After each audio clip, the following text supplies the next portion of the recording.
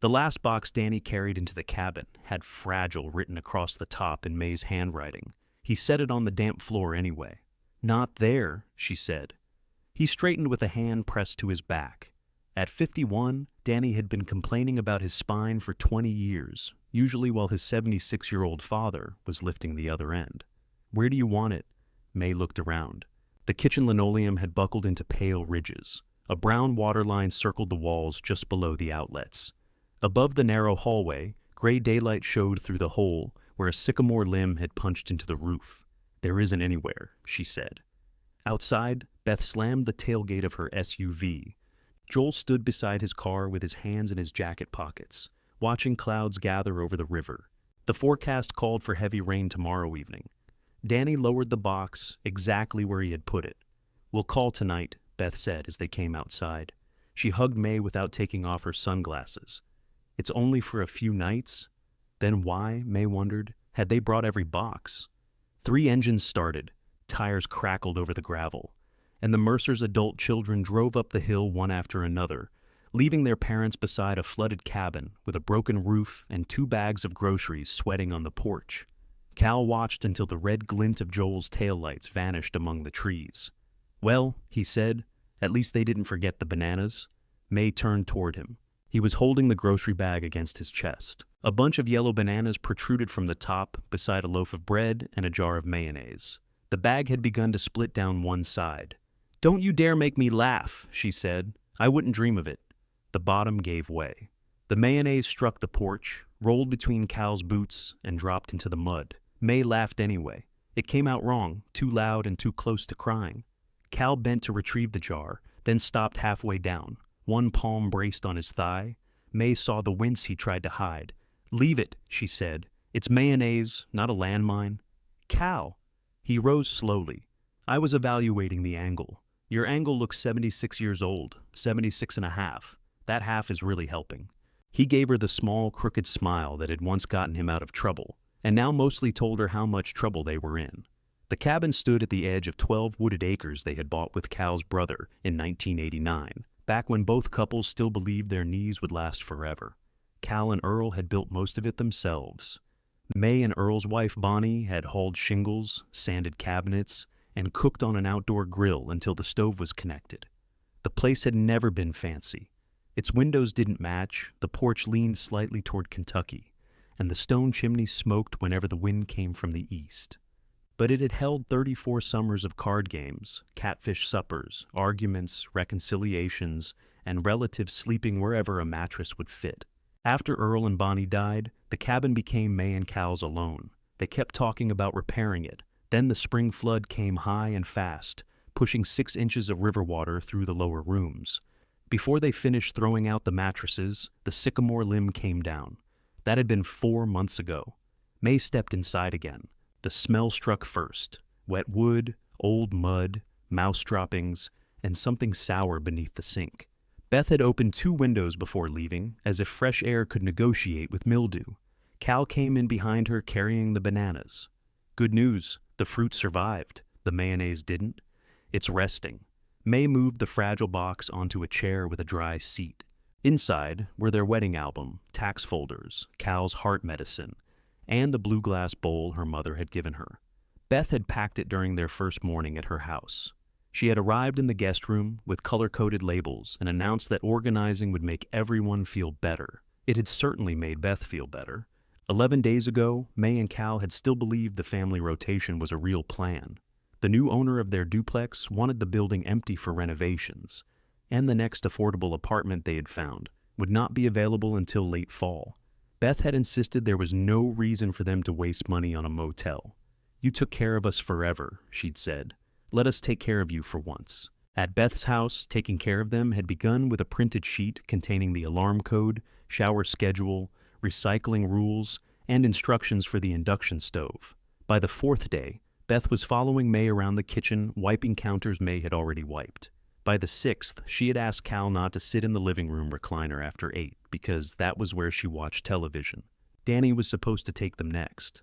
His wife, Karen, developed an urgent need for a home office 48 hours before the move. Joel had said, "Let me see what I can work out." May had always known that sentence meant no. Joel had been saying it since he was 23. Now their dresser stood against the cabin wall, swollen drawers gaping like mouths. Their clothes were in trash bags because Beth had needed her suitcases back. Family photographs leaned beside a dead refrigerator. The television Danny said was too old to bother moving sat on a milk crate, although there was no electricity in half the outlets. Cal tested the kitchen faucet. It coughed twice and released a thin stream the color of weak tea. "Don't drink that," May said. "I wasn't planning a toast." He let it run. The pipes thumped under the floor. May opened the refrigerator, immediately closed it, and breathed through her mouth. "That has to go. We can clean it. It has grown fur. Lots of things with fur are lovable. Name one that smells like that." Cal considered. "Your Aunt Louise's dog." Despite herself, May smiled. Then she looked up through the hallway ceiling and saw the clouds moving beyond the torn roofing felt. "How long before you can patch that?" He did not answer at once. That frightened her more than if he had cursed. Cal Mercer had an estimate for everything. Ask him how long it would take to replace a water heater, and he'd tell you 2 hours if Danny stayed out of the way, 4 if Danny helped. Ask him how much paint a room needed, and he could judge within half a gallon while standing in the doorway. For 37 years, he had worked maintenance at a paper mill, where he learned that every machine made a different sound just before it failed. Retirement had not stopped anyone from calling him. It had simply stopped them from paying him. He walked into the hallway and studied the hole. The fallen limb had torn away 2 metal roof panels and splintered part of the decking beneath. Rain had stained the rafters black around the opening. If the framing's sound, he said, a day. And if it isn't, a different day. "Cal, I need to get up there." "No." He looked at her. "May." She knew that tone. It was the one he used when a bolt was rusted, a drawer was stuck, or another human being had questioned whether he could do something. At 40, that stubbornness had seemed dependable. At 76, with a tremor in his left hand and the stiffness that took 10 minutes to ease every morning, it could get him killed. "You can see the limb went through the decking," she said. "What else do you need to know? How far the metal pulled loose, whether the next seam opened, whether you're not climbing onto a wet roof. It isn't wet yet. That is not the comforting distinction you think it is." He walked past her toward the storage shed. May followed. "Where are you going?" "To see if the ladder's still there." "It's there. I saw it when Danny opened the shed."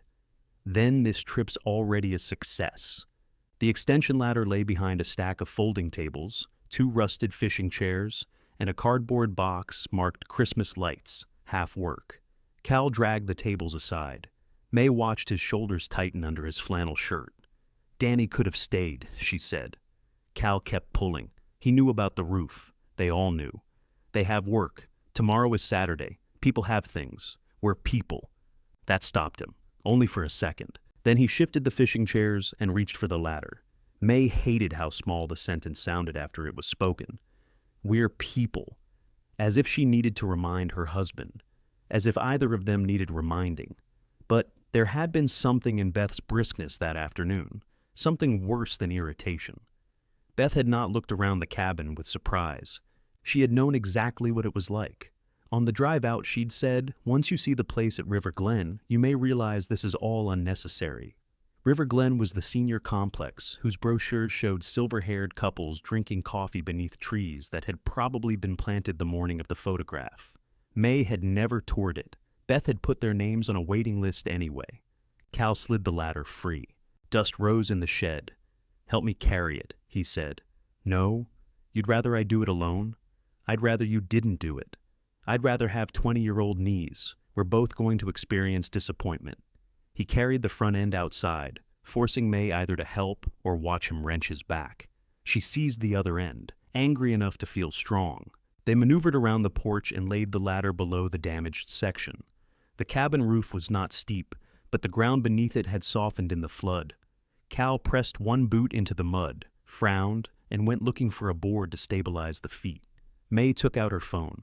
Beth answered on the 4th ring. "Hi, Mom. Are you settling in?" The phrase was so absurd that May looked at the dark waterline on the siding to make sure she had heard correctly. "Cal needs help with the roof." A pause. "Not long, but long enough." "Tonight? Before the rain? Can't he put a tarp over it?" "He has to climb up there to put a tarp over it." In the background, May heard dishes and the low murmur of Beth's television. 8 o'clock was still hours away. The recliner would be empty. Mom, I really don't think Dad should be doing any of this. Neither do I. That's what I've been trying to say. The cabin isn't a realistic long-term solution. You called it an option. For a few days. I thought you understood that. May stared at Cal as he shoved a plank beneath the ladder. You brought our dresser. We couldn't leave it at my house. Why not? Another pause. Beth lowered her voice, the way she did when she wanted to sound patient. Because this transition has already been hard on everyone. May nearly asked who everyone was. Instead, she said, "Can Mark come help? Mark and I have plans." What plans? Does it matter? It did suddenly. It mattered very much whether May's daughter was refusing because of dinner reservations, a movie, or the simple fact that she had decided this emergency belonged to somebody else. "No," May said. "I suppose it doesn't. Please don't let Dad get on that roof. I mean it. If the cabin isn't safe, call River Glen. They may be able to arrange something temporary." There it was. Not a solution, but a funnel, every answer narrowing toward the one Beth had already selected. May ended the call without saying goodbye. Cal had raised the ladder against the eave. It extended past the gutter, its aluminum rails shining dully beneath the dark sky. He stood with both hands on it, catching his breath. What did she say? She said not to climb. Smart woman. She also said to call River Glen. That small sound told May he understood more than he wanted to discuss. Cal tested the first rung with his boot. May walked toward him. "If you climb that ladder, I will push it over." He glanced back. "That seems counterproductive." "I'm serious." "So am I." His left hand closed around the rail. The tremor was slight, almost invisible, but May saw it. She had seen it when he buttoned his cuff at Beth's house, and when he lifted his coffee that morning. He had blamed too much caffeine. Cal blamed age only when it belonged to somebody else. He stepped onto the first rung. The ladder feet sank half an inch into the mud. Cal. He climbed to the second. His knee buckled. It happened quickly and without drama. One moment he was upright. The next, his right leg folded and his body swung sideways. May grabbed the back of his belt with both hands. The ladder scraped along the gutter, then dropped against the wall with a metallic crash. Cal landed on his feet, but his weight drove May backward. They stumbled together into the wet grass. He caught her before she fell. For several seconds neither spoke. Then Cal said too lightly, "Your method was faster." May still had both fists twisted in his belt. He looked toward the cabin, at the roof open to the coming rain, and she watched the joke leave his face. "I can't do it alone," he said. It was the first time in their marriage she had heard him say those words. May let go of his belt and took his shaking hand. "Then we won't do it alone." "Who do you want me to call?" May asked. Cal pulled his hand free gently, more embarrassed by needing comfort than by almost falling. "Nobody. That wasn't one of the choices. I can brace the ladder better.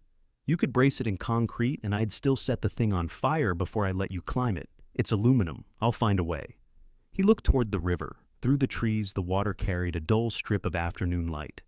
It was lower than it had been in spring, but the muddy banks still looked raw. "Call Danny," he said at last. May knew what that cost him.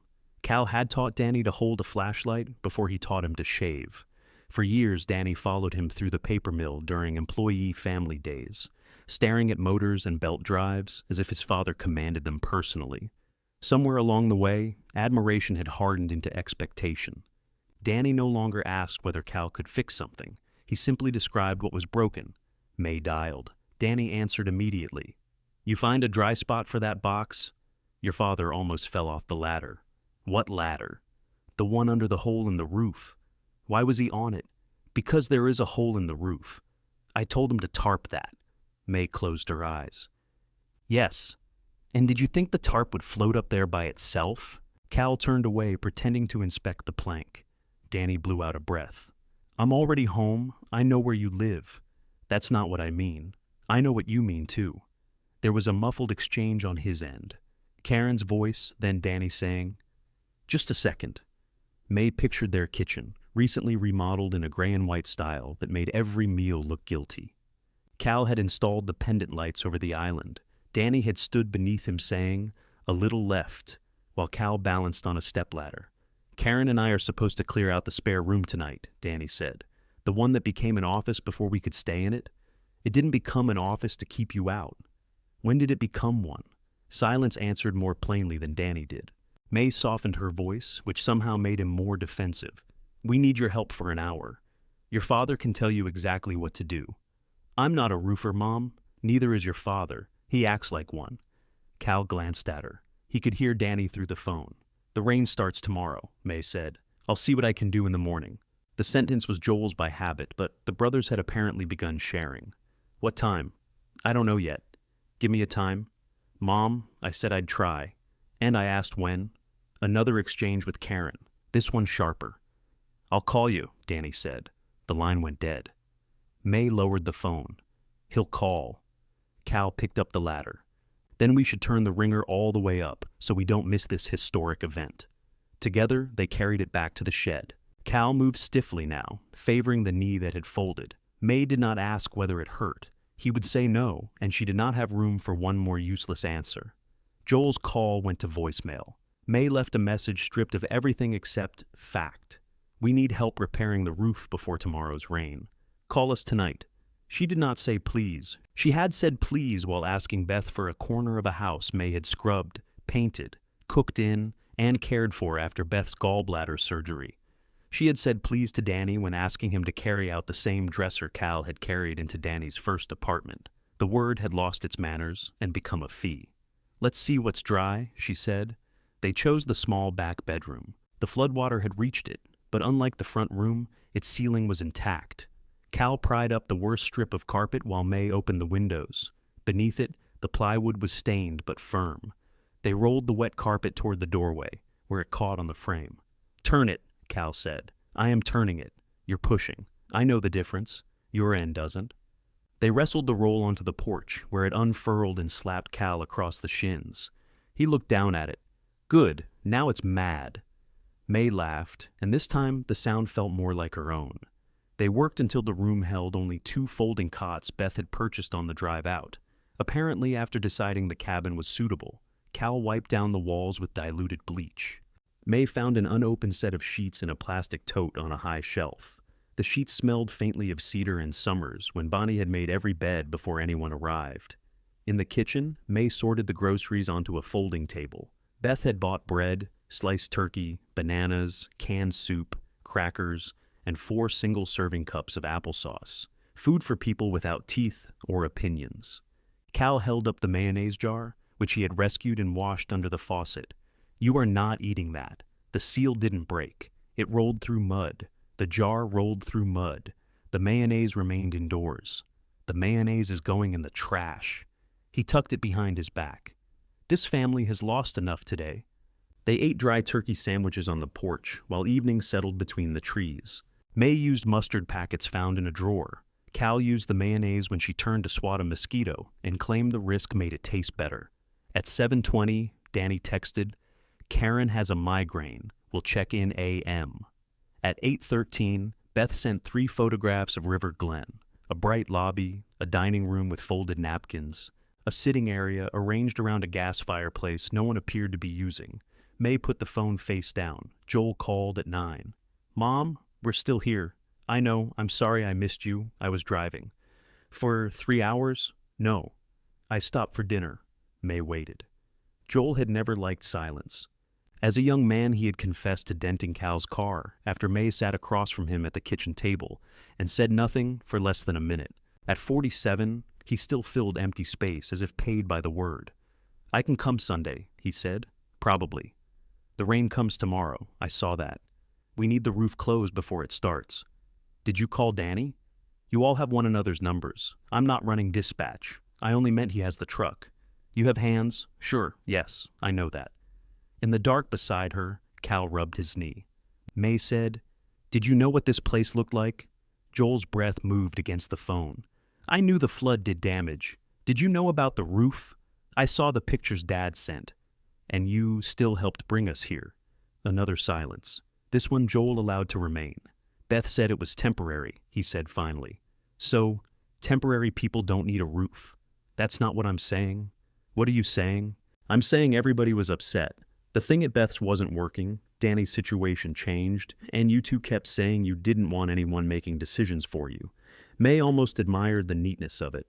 Their refusal to be managed had become the reason they deserved to be abandoned. "I'm going to bed," she said. "Mom, wait." But she ended the call. The cots creaked whenever either of them moved. Through the open window came the river's soft movement and the occasional plop of something entering the water. A raccoon explored the porch at midnight, knocking over the empty grocery bag. Somewhere above the hallway, a loose piece of roofing clicked in the breeze. Cal did not sleep.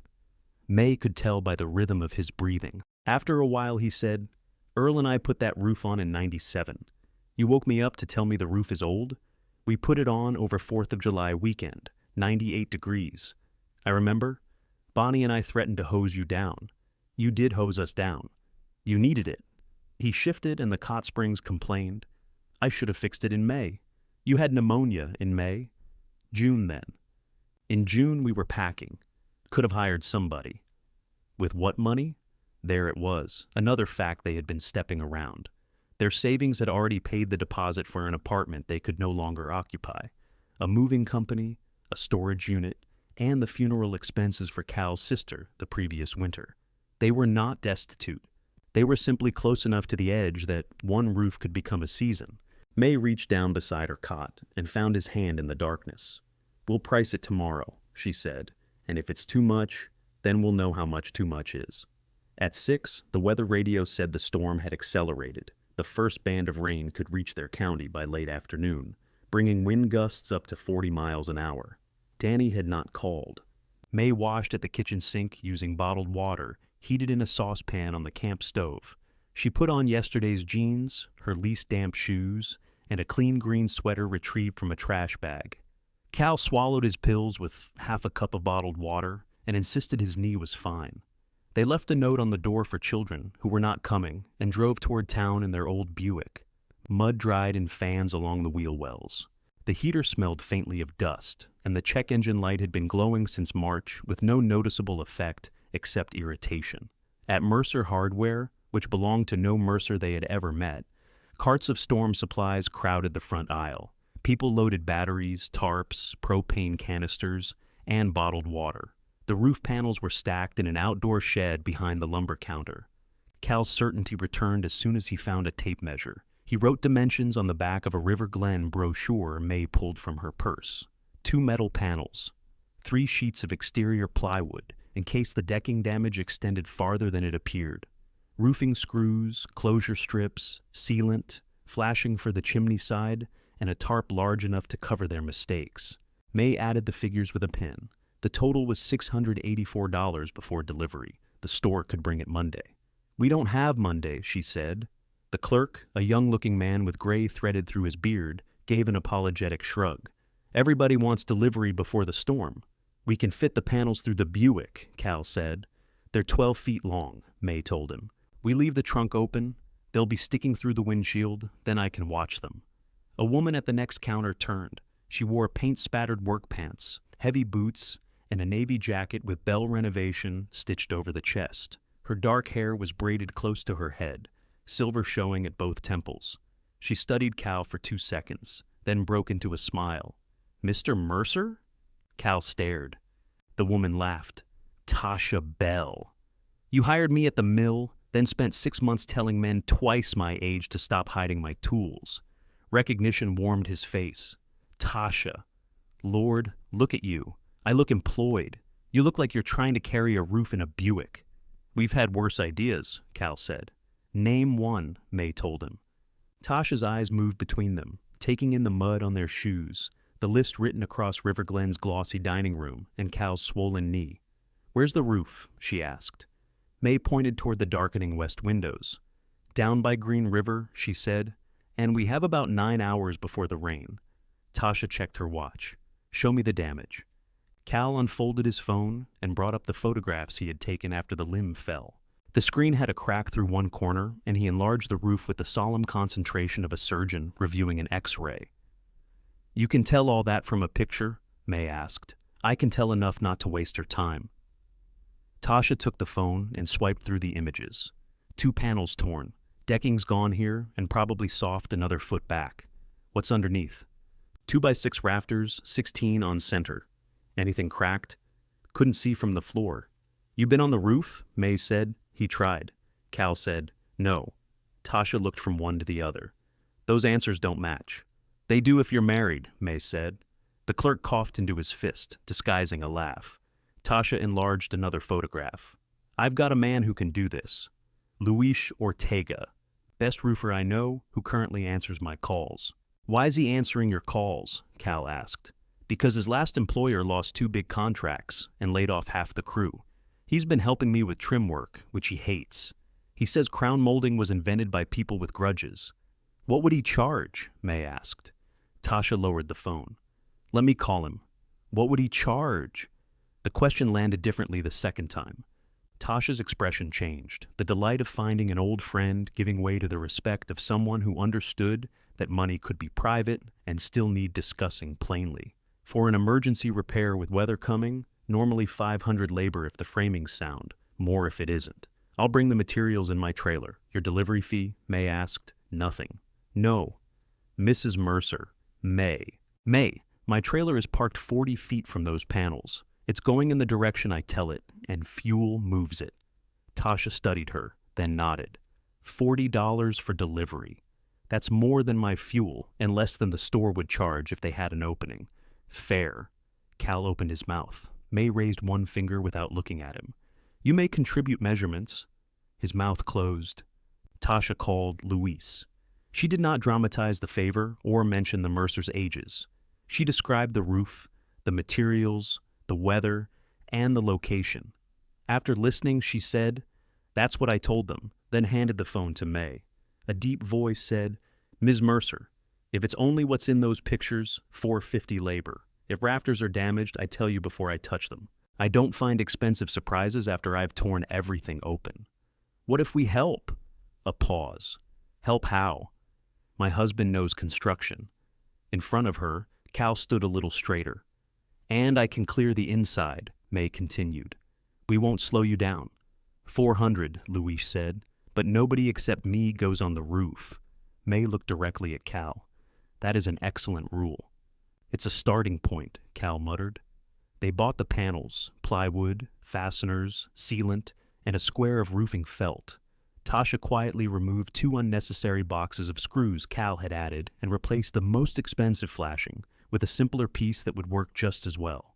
May paid $812 after tax. Labor and delivery would bring the total to $1,252 if the rafters were sound. The number sat heavily behind her ribs. She had expected repair money to disappear in hundreds, not in one clean swipe of a debit card. Still, there was relief in seeing a problem become a receipt. A receipt meant something had been chosen. It meant the day had moved.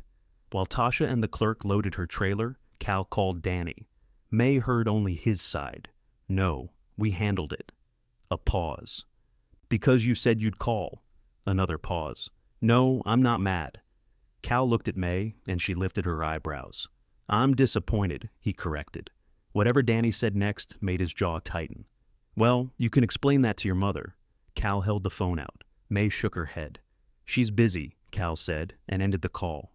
"What was his reason?" May asked. "He overslept." "It's 10:30. Apparently he did it thoroughly." Tasha drove ahead with the materials. May and Cal followed in the Buick, its check engine light glowing like a small orange accusation. Cal kept glancing at the clouds. "You should have let me talk to him," May said. "You didn't want to. I wanted the option. Next time I'll put him on hold while we convene." She looked at his knee. "How is it? Attached?" That wasn't the question. "It's sore." The admission surprised her. He caught her looking. "Don't make a parade out of it." "I wasn't." "You had balloons in your eyes." May faced the road before he saw her smile. Luis's truck was already at the cabin when they arrived. He stood on the porch with Tasha, looking up through the hole. He was a broad man in his middle 40s, with a shaved head, a close black beard, and the stillness of someone who preferred to understand a problem before moving around it. A leather tool belt lay open beside him. "You Cal?" he asked. Cal nodded. Luis pointed upward. "You built this?" "Me and my brother. Rafters look good from here. We use southern yellow pine. I can see that."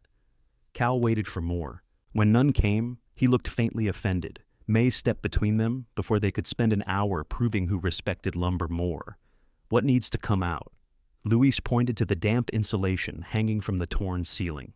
Anything wet under the opening. Wear a mask. Once I pull the panels, more debris may fall. Stay out of the hallway when I tell you. We can manage that. Tasha touched May's arm. I have to check on another job. I'll be back by 4. You've already done enough. I haven't done anything yet. You found Luis. He found himself years ago. I just kept his number. Luis was on the roof within 15 minutes. The first screech of metal being pried loose traveled through the cabin like an animal crying out. Dirt and fragments of wet decking sifted down. May put on a respirator and dragged a plastic drop cloth across the hallway floor. Cal stood outside with his neck craned. Stop leaning backward like that, May called. I'm watching. You can watch from a chair. I don't need a chair. 5 minutes later, she carried one out and placed it behind him. 10 minutes after that, without comment, he sat. Luis removed the twisted panels and exposed a larger black wound than the photographs had shown. One sheet of plywood had rotted almost to the next rafter, but the framing remained solid. He called down measurements. Cal repeated them before writing them on the back of the River Glen brochure. May worked below. She pulled down soaked insulation with gloved hands, filling contractor bags until her shoulders burned. Old mouse nests dropped from the ceiling, along with 3 bottle caps, a playing card, and a wooden spoon blackened at one end. Explain this, she said, carrying the spoon outside. Cal squinted at it. Bonnie, that is not an explanation. She used to hide utensils from Earl when he criticized her cooking. In the ceiling? He never found that one, did he? May set it on the porch rail. The Queen of Hearts she tucked into her pocket without knowing why. By 1, the air had grown dense and warm. The river seemed to hold its breath. Luis cut replacement decking on 2 sawhorses while Cal steadied the plywood. When Cal reached for the circular saw, Luis shook his head. My saw. I know how to use one. I'm sure you do. So do I. Then we all agree. Luis made the cut himself. Cal looked at May. I think I liked him better over the phone. You hired him for his roofing, not his charm. Good thing? Luis glanced over. My charm costs extra. They ate turkey sandwiches standing in the yard. Luis declined the mayonnaise, which May took as proof of judgment. He talked little, but when Cal asked about the layoff, he answered without self-pity. The company had underbid 2 apartment projects, run out of cash, and dismissed 16 workers on a Friday afternoon. I've got applications out, he said. Tasha keeps me moving meantime. You ever think of working for yourself? Cal asked. Every day. Then I think of customers. May laughed into her sandwich. At 2:30, wind began moving through the sycamores. The temperature dropped enough for May to notice. Luis had replaced the damaged decking and rolled new felt across it, but the roof panels still lay on the grass. Danny's truck came down the gravel road just before 3. He parked beside the Buick and climbed out wearing clean sneakers and a polo shirt. He looked up at Luis on the roof, then at the new plywood scraps. Guess you got it covered, he said. May tied off a contractor bag. We had to. Danny's mouth tightened. I told Dad I was coming. At 10:30, you told him you had overslept. I said I'd get out here as soon as I could. Cal rose from the chair. You're here now. The eagerness in his voice irritated May more than Danny's lateness. Cal could be disappointed for exactly 4 hours before gratitude took over and cleared the offender's account. Danny surveyed the yard. What do you need? Luis called down. Can you carry a roof panel without bending it? Sure. Then put on gloves. Danny opened his truck and searched through the cab. I didn't bring any. May held out Cal's spare pair. Danny took them without meeting her eyes. For the next hour, the 3 men moved panels into place. Luis worked above, while Danny and Cal guided from the ground. Cal's instructions arrived half a second before Luis gave the same ones, but Luis tolerated it. May cleared the last insulation and swept the hallway twice, though more grit kept falling. Beth called at 3:47. May let it ring. At 4, Tasha returned carrying coffee and a paper sack of biscuits. She looked at the sky before she looked at the roof. We're close, Luis said. The first panel was fastened. The second still needed to be cut around the chimney flashing, and the western clouds had turned the strange green-gray May remembered from the spring flood. Danny checked his phone. Karen wants me home before the storm. No one answered him. He slipped the phone back into his pocket. I'm just saying the road gets bad in heavy rain. May looked at the open seam beside the chimney. Yes, she said. We know. Danny stayed. At 5:12, Luis drove the final screw. Tasha was still on the ladder, checking the lower seam, when a cold drop struck May's cheek. Then another hit the back of her hand. Luis climbed down quickly. Tasha followed, boots landing hard on the wet grass. Wind lifted the edge of the old tarp and sent it snapping against the shed. Cal stood in the yard, staring up at the new metal. Inside, May told him. They gathered tools as the rain began in scattered dark circles across the dust. Danny carried the saw. Luis grabbed the ladders. Tasha pushed the last bundle of materials beneath the porch. By the time May stepped through the cabin door, the sky opened. Rain hammered the roof so loudly that for a moment no one spoke. All 6 of them stood beneath the repaired section, faces tilted upward, listening. A drop formed beside the chimney. It swelled, trembled, and fell onto the hallway floor. Cal's shoulders sagged. Luis held out his hand for another drop. Flashing, he said. Small gap. We're too late, Cal said. Luis looked at him as if he had said something foolish. For the roof? No. Thunder rolled over the river. Luis reached for his tool belt. We're just too late to stay dry. No one is getting back on that roof, Tasha said. I can seal it from the attic side until the rain passes, Luis replied. With lightning? I said attic, not roof. The attic is wet. So is everything else. While they argued, May placed the mayonnaise jar beneath the drip. Cal stared at it. That seems disrespectful. It finally found a use. A second drop struck the lid. The jar made a faint metallic tick. Luis examined the ceiling with a flashlight. The leak followed the chimney masonry rather than the new decking. He climbed only high enough on a stepladder to press a folded rag into the gap where the flashing met the stone. That'll slow it, he said.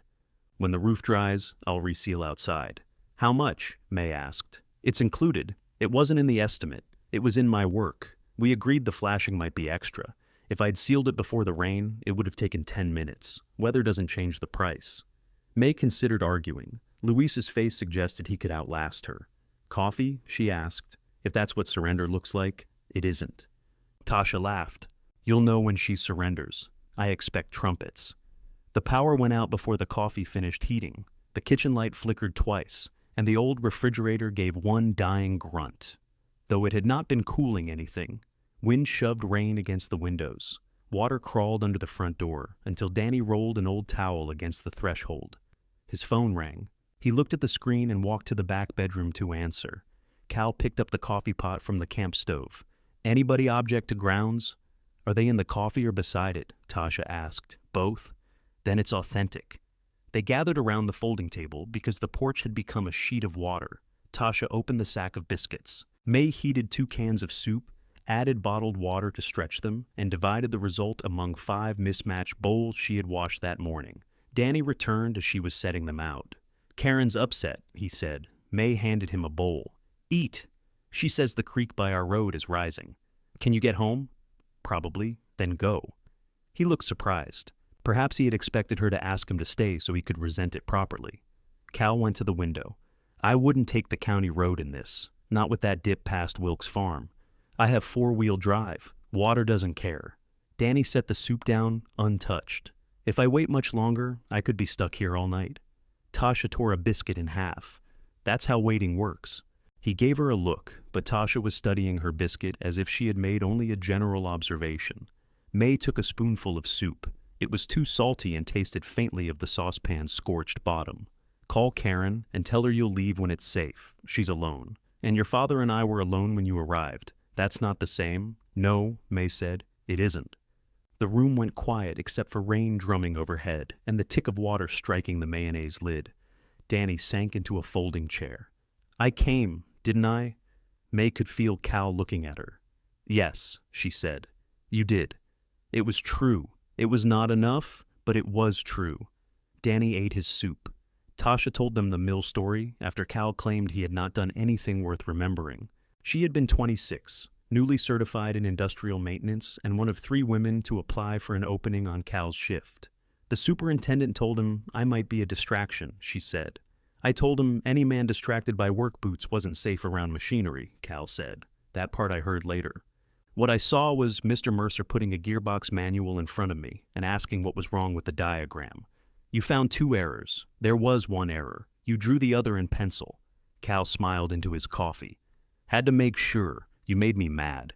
You worked better mad. I still do. May listened with an odd ache.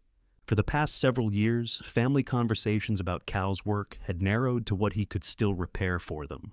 She had almost forgotten there were people who remembered what he had given without claiming more. Luis did not tell stories about himself, but he inspected the cabin between bites of biscuit.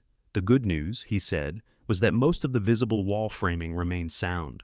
The bad news was everything attached to it. Drywall has to come out below the floodline, he said. Insulation, too. Kitchen cabinets are probably finished. They're solid wood, Cal said. Solid wood still gets mold. We built them ourselves. Luis glanced toward the warped doors. Then, take them down carefully and see what can be saved. Cal nodded, accepting that from Luis more easily than he would have from May. What about the floor? Danny asked. Depends on the room. Bedroom plywood felt firm. Kitchen may not be. Danny looked around as if seeing the cabin for the first time, instead of as a destination where he had unloaded boxes. This is a lot. No one replied. Beth called May while Tasha and Luis were discussing whether the road would remain passable. May almost ignored it, then answered before Beth could turn silence into another decision. Are you all right? Beth asked. The roof is on. You repaired it in this weather? Before this weather. Who did? A roofer. What roofer? May looked across the table at Luis. He was demonstrating to Cal how water could travel behind chimney flashing and appear several feet from its entry point. One with a name, May said. Why? I'm asking because people take advantage during emergencies. He gave us a fair price. How much? That's between us and him. Beth exhaled in the precise way she did when a cashier moved too slowly. Mark and I can come get you once the worst passes. For what? To bring you back here. May imagined the guest room at Beth's house. Their clothes removed, the dresser gone, the color-coded labels probably peeled from the drawers. She imagined lying in that room while Beth made calls to River Glen and discussed them with Mark after closing the door. We're staying, May said. Tonight? Yes. There's no power. There's no power at your house either, if the storm covers the county. But our roof doesn't leak. May glanced at the mayonnaise jar. Another drop fell with a tiny ping. Neither does ours, she said. Not enough to matter. Beth's voice sharpened. Mom, this is exactly the sort of stubbornness I'm talking about. Which sort? The kind where you make things harder, just to prove you can. May's hand tightened around the phone. The accusation had enough truth to hurt. She had stayed on aching feet to cook holiday meals rather than ask others to contribute. Cal had repaired Danny's furnace with pneumonia beginning in his lungs. They had built a life around not needing help, then wondered why help had failed to arrive. But hiring Luis had not been stubbornness. Asking Tasha had not been pride. Staying under a roof they had paid to repair was not a performance for Beth. We asked for help, May said. You offered us a brochure. That's unfair? I know. It was a very nice brochure. She ended the call. Cal lifted his eyebrows. I suppose I'm not welcome for movie night, May said. You can sit in my recliner. You don't have one. I'm making a generous offer. At 7:30, the weather alert expired, though hard rain continued. Tasha checked the county conditions on her phone. The main road toward town remained open. The smaller road to Danny's house had water across one lane. Danny called Karen again, then decided to stay until the water receded. He did not complain when May handed him the mop. Together they pushed water away from the front door and placed towels beneath the two windows that leaked around their frames. Luis found an old deck of cards in a kitchen drawer. The box had swelled from damp, but the cards inside were dry. They played 5-card draw by lantern light, using roofing screws as chips. Tasha won almost every hand. Cal accused her of industrial espionage. Luis drank 3 cups of gritty coffee and bluffed so badly that even May could tell. For 2 hours, the cabin stopped feeling like a disaster people had entered reluctantly. It was simply a crowded room in a storm. Around 10, the rain weakened. Danny stood on the porch while Tasha checked the roads again. Karen reported that the creek was dropping. I should go, he said. Cal gave him a flashlight and walked him to the truck. May remained beneath the porch roof, listening. "I can come back next weekend," Danny said. "We'll be here," Cal told him. "Maybe we can start on the walls.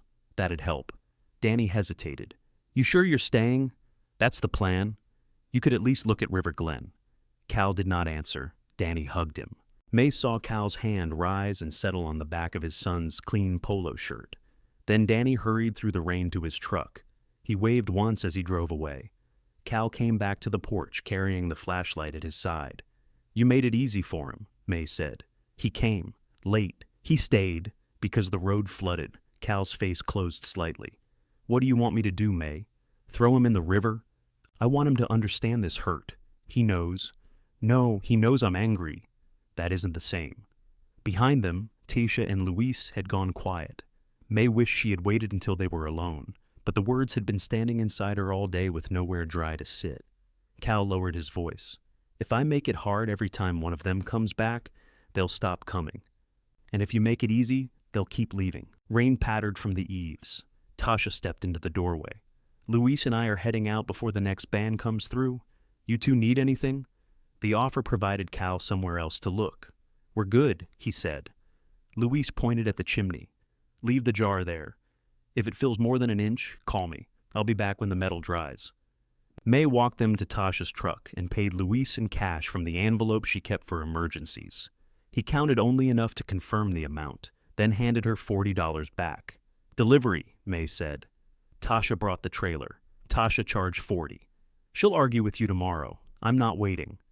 He climbed into the passenger seat before May could return it. Tasha rolled down her window. "You still sew?"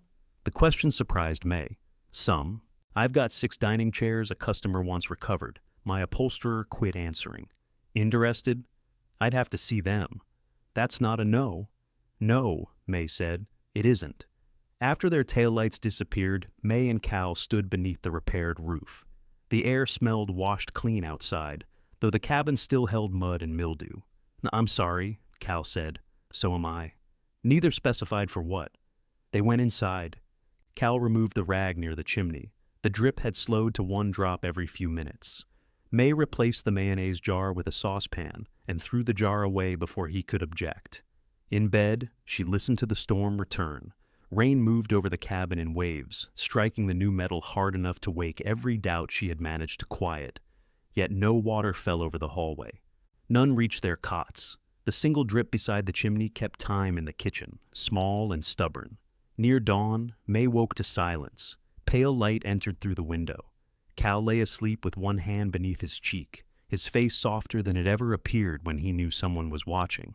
May walked barefoot into the hallway. The new plywood above her was dry. She stepped onto the porch. Torn leaves covered the yard, and branches floated in the swollen river. The old cabin stood battered, muddy, and roofed. Behind her, Cal's voice was rough with sleep. "How bad?" May looked up at the strip of new metal shining through the wet trees. "Bad enough," she said, "but still ours." Cal joined her on the porch wearing one sock and carrying the weather radio. "You left without checking the temperature?" he said. "I walked 12 feet. That's how weather gets you." It was waiting outside the bedroom. Ambush conditions. He draped his flannel shirt over her shoulders. May let him. The morning had turned cooler behind the storm, and the river wind found every damp thread in her nightgown. A truck approached on the gravel road. May expected Danny, which irritated her. Hope could be a humiliating reflex. But Luis's pickup appeared between the trees, followed by Tasha's trailer. Luis stepped out with a tube of sealant in one hand and 2 cups of coffee in a cardboard carrier. "Roof still there?" he asked. Cal looked up. "Mostly." Luis narrowed his eyes at the metal. "Mostly?" "He means entirely," May said. "He's trying to keep you humble. I brought my own coffee for that." He waited until the sun dried the roof enough to climb, then resealed the flashing around the chimney. Tasha walked through the cabin with May, tapping walls, testing floorboards, and writing on a small yellow pad. The list began with removing everything wet below the floodline. Then came disinfecting the framing, running dehumidifiers, flushing the well, checking the wiring, replacing damaged outlets, cutting out sections of kitchen floor, and deciding what to do about the dead refrigerator. May read over Tasha's shoulder. "You could have written everything." "Saved ink, not everything." "Roof's good." So is the mayonnaise, Cal called from the porch. May did not tell him she had thrown it away. Some losses needed time. Tasha stopped at the kitchen cabinets. The lower doors had warped and the shelves smelled sour. Luis is right. Take these down gently. You may save the frames, maybe some doors after they dry. Cal and Earl built them from oak salvaged at the mill. Then they're worth patience, not sentiment. Patience. May appreciated the distinction. How much to do the removal, she asked. With my crew? If we do what we can ourselves. Tasha looked toward Cal. He stood beneath the chimney, shouting unnecessary instructions to Luis. What you can safely do, she said. Yes. You're saying yes too fast. I'm hoping speed makes it binding. Tasha smiled and wrote another figure. 3 days with 2 workers, disposal included. The amount made May's stomach contract. We'll think about it. Good. Don't hire anyone who doesn't make you think. And the chairs? They're at my shop. I can bring one by. I need tools. What do you use? Staple puller, webbing stretcher, tack hammer if the frame is old. Electric stapler if it isn't. Tasha tore a page from her pad and handed it over. Make me a list. I'll supply what's job specific. You tell me your price after you see the chair. May folded the paper into her pocket with the Queen of Hearts. Before leaving, Tasha placed 2 business cards on the folding table. One for me, one for Luis. You call us before either of you climbs, cuts into wiring, or decides 80 pounds isn't heavy. 80 pounds isn't heavy, Cal said. Luis climbed down the ladder. Depends which 80 pounds and where it lands. They left shortly before noon. The power returned 10 minutes later, making the dead refrigerator grunt again. Cal opened its door. May stepped away. Why? To see if it started.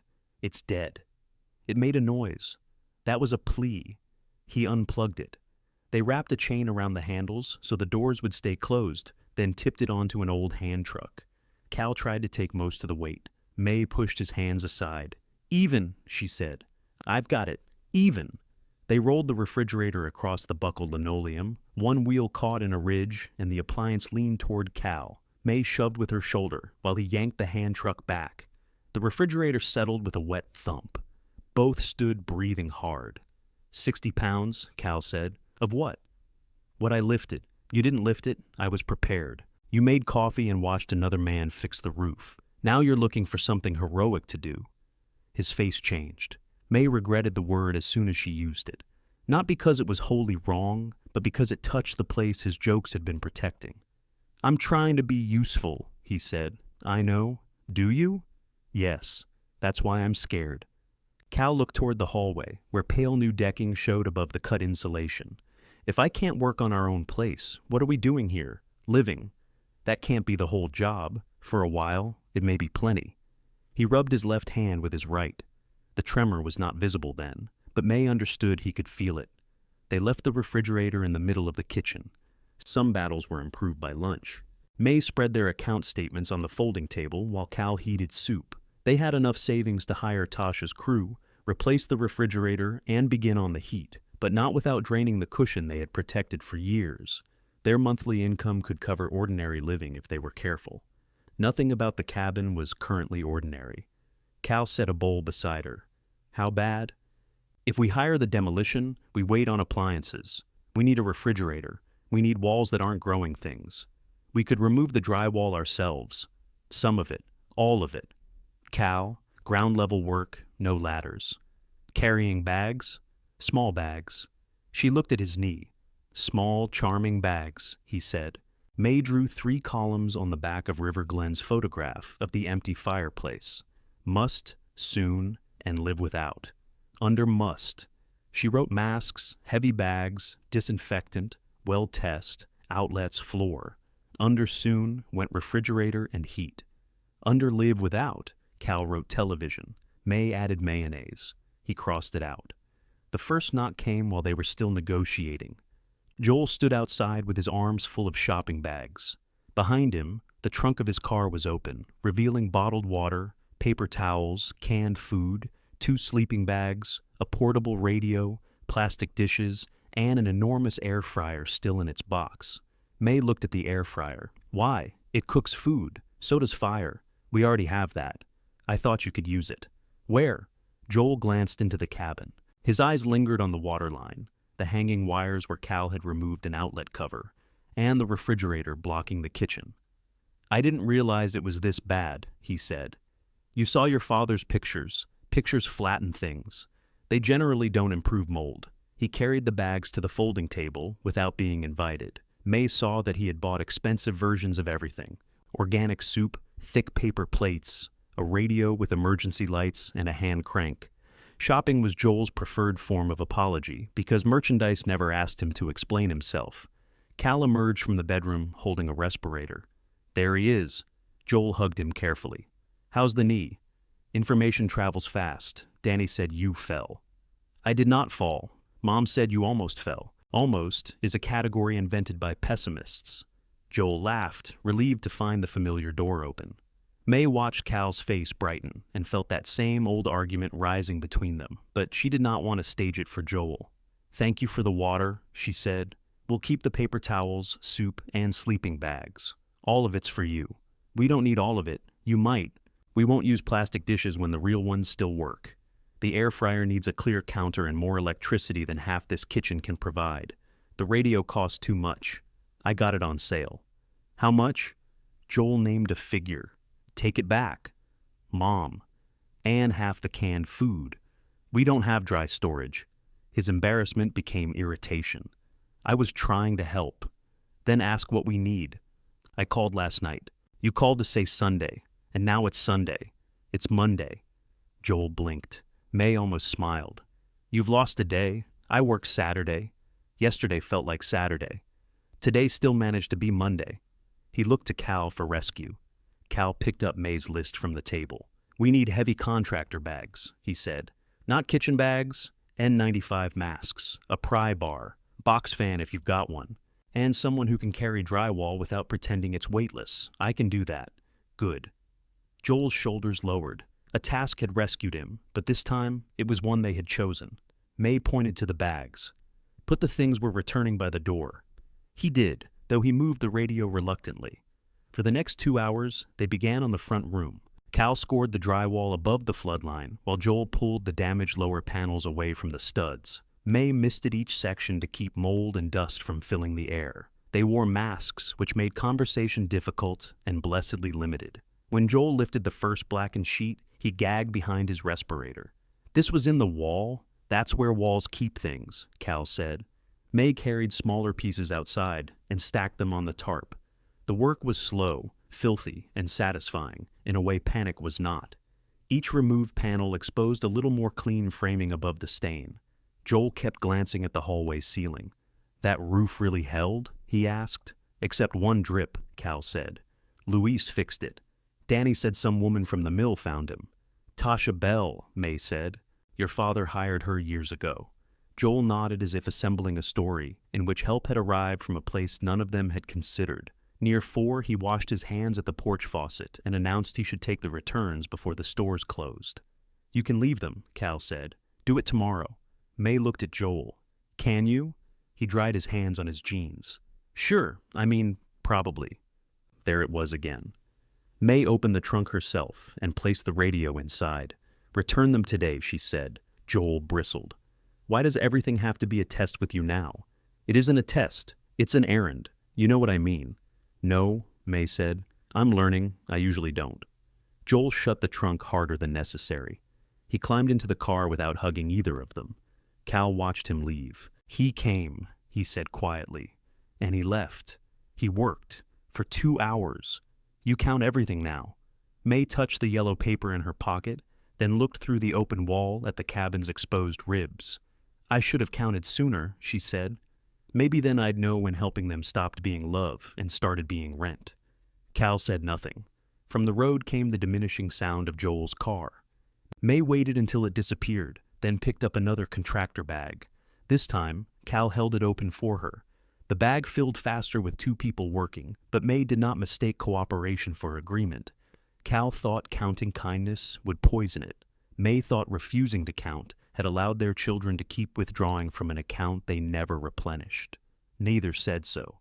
They cut drywall until dusk, ate crackers and soup, and slept with the sharp smell of disinfectant reaching the back bedroom. The next morning, Tasha brought one of the dining chairs. It was upside down in the trailer, its carved walnut legs wrapped in blankets. The seat had once been covered in cream damask, though years of use had turned it the color of dishwater. "Customer wants blue velvet," Tasha said. "Of course she does. You say that like velvet insulted your family. Velvet hides mistakes until the light hits sideways. Then it tells everyone."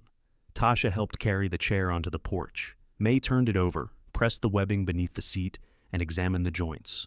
One corner block had split. 2 decorative tacks were missing. Someone had tried to repair the dust cover with office staples. Who did this?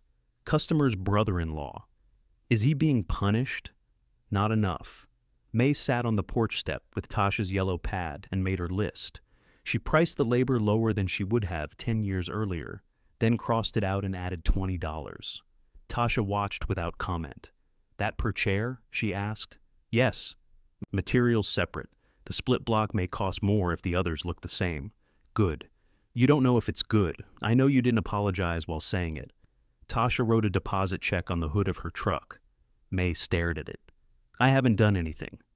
"You're buying supplies. If you disappear, I know where your cabin is." May took the check. The first chair occupied the porch for 3 days, while the front room lost the lower half of its walls. Cal removed the oak cabinet doors and numbered each hinge with masking tape. May cleaned them with a vinegar solution and stacked them upright with spacers between. 2 doors twisted as they dried. The remaining 6 held. Every evening, they reviewed the must list. It grew even when they crossed things off. Luis returned with a moisture meter and checked the exposed framing without charging them. The well water cleared after flushing, but still needed testing. An electrician Tasha trusted replaced 4 outlets and warned that the kitchen circuit could not support a modern refrigerator and an air fryer at the same time. May called Joel and told him he had made a sound investment by returning it. He did not laugh. Danny came the next Saturday carrying a tool belt so new that the leather squeaked. He stayed until lunch, helped remove the sink cabinet, and spent 40 minutes explaining why he could not come Sunday. Cal thanked him 3 times. Beth did not come at all.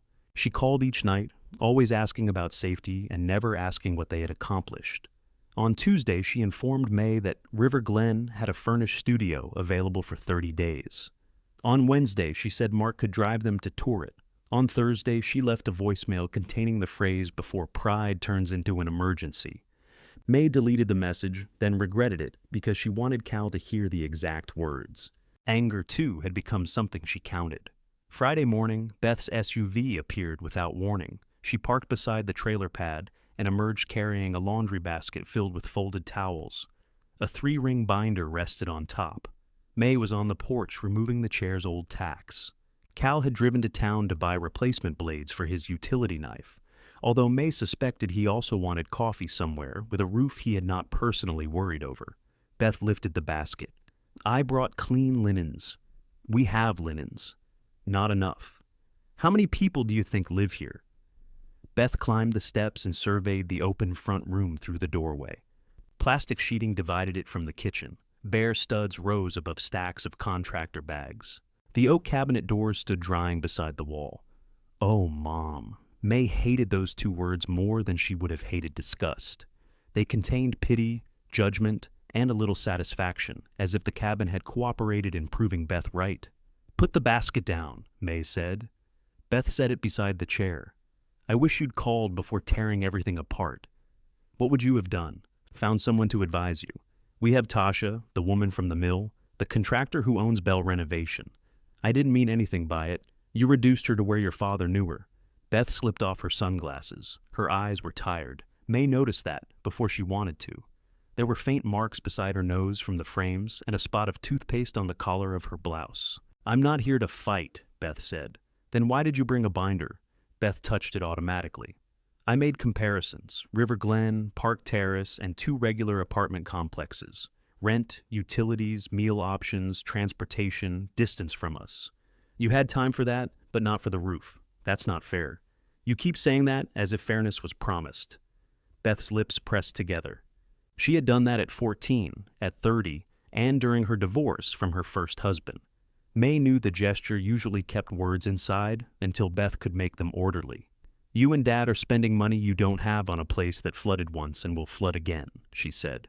"You're sleeping on cots. You don't have safe water or heat. Dad can barely walk after working half a day, and you're pretending this is independence. We're not pretending anything. Then what are you doing? Deciding. Deciding what? Which problems are ours? Beth stared at her. You think I'm trying to control you? I think you already did. I found options because nobody else was doing anything. We were looking for an apartment, one you could barely afford. We could afford it. If nothing went wrong, something always goes wrong. That's exactly my point. May set down the tack puller. Beneath the ruined fabric, the chair's horsehair padding was still good. It had been compressed by years of weight, but sprang back when she teased it apart. Your point, she said, is that you're frightened. Beth blinked. You don't want your father on ladders. Neither do I. You don't want to get a call at midnight because one of us has fallen. Neither do I. But you're trying to arrange us so no frightening thing can happen where you might feel responsible. I am responsible. No. You're our daughter. I'm both. Only if we ask? Beth picked up the binder and held it against her body. You asked us to help when the duplex sold. We asked for time. And we gave it. 11 days. 11 days of you criticizing my kitchen, Dad touching everything in the garage, both of you acting like guests while refusing to let me make you comfortable. May almost answered sharply. Then she remembered Beth standing in the guest room doorway with fresh flowers the first evening, asking whether the mattress was too soft. She remembered correcting the way Beth stored knives and telling her the expensive skillet was poorly seasoned. May had entered her daughter's house carrying 30 years of authority and expected it to fit. I wasn't easy, she said. Beth's surprise was immediate. Neither was your father. We were scared and trying not to look it. But difficult is not disposable. I did not dispose of you. You put our belongings in a flooded cabin. The cabin was supposed to make you see that living alone wasn't workable. The words settled between them. May heard the river moving below the trees. A hammer struck somewhere across the water. 3 clean blows followed by silence. Make us see, she repeated. Beth's face lost color. That came out wrong. Did all of you decide that? We discussed what would happen if the rotation failed. Before we moved into your house, Beth looked toward the driveway as if Cal's Buick might rescue her. Before? May asked again. We knew it might not work. So you planned the next step. We planned for it. By leaving us here. By letting you try what you kept insisting you wanted. May stood. Her knees had stiffened while she worked, and the porch tilted for an instant before settling. I never insisted on this cabin. You insisted you could manage on your own. That isn't the same, isn't it? Beth's voice broke on the last word. She looked angry about that too. Every time I offered an actual solution, you treated me like I was stealing your life. I thought if you saw the reality, if Dad saw it, then maybe we could stop fighting. So the damage was the point. No. God, Mom, no. But you knew? Beth did not answer. May handed her the laundry basket. Take these back. Don't be ridiculous. We have towels, not clean ones. We own soap. Beth stared at the basket, then took it. The binder slid sideways, and loose pages spilled across the porch. May saw rent figures highlighted in yellow, maps with mileage written in Beth's neat hand, notes about elevators and meal plans. This was how Beth loved, by converting fear into columns. May bent to help gather the pages. Mom, leave them. I'm not helpless. I didn't say you were. You didn't have to. They collected the pages in silence. May placed the last sheet in the binder. It showed River Glen's furnished studio, with a bedspread the color of oatmeal. At the bottom of the steps, Beth turned. I was trying to get ahead of what's coming. What's coming? You getting older. May looked at her daughter's tired eyes, the toothpaste spot, the gray beginning at her roots. It came for you too, she said. Beth flinched as if May had been cruel. Perhaps she had. The SUV left with the towels still in its back seat. Cal returned 20 minutes later. May did not tell him immediately. She wanted to speak after her anger had cooled enough to stop directing the story. Before she found that temperature, Joel arrived. He carried 1 box of contractor bags, 2 respirators, a pry bar, and nothing they had not requested. He set them on the porch. I brought the receipt, he said. May looked at him. How long did you know? Joel's eyes moved to Cal, then back to her. Know what? That the cabin was supposed to teach us a lesson. Cal went still beside the chair. Joel sat on the porch step without being asked. His hands hung between his knees. Beth told you. Beth said the rotation was expected to fail. That's not exactly... Be careful, May said. Joel rubbed his palms together. We talked before you moved into Beth's. Danny said Karen couldn't handle having you at the house. I said my place was too small. Beth said River Glen was the only plan that made sense, but you'd never agree if you thought one of us would keep taking you in. Cal's voice was quiet.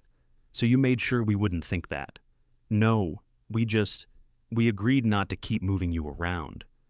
You never moved us once, May said. Joel's face tightened. I know, and the cabin? Beth thought if you spent a couple nights here, you'd take the studio. Danny said Dad would look around, realize the work was too much, and be ready by morning. Cal looked at the exposed walls. Danny said that? Joel nodded. May waited for him to defend himself, blame Beth, or offer another purchase.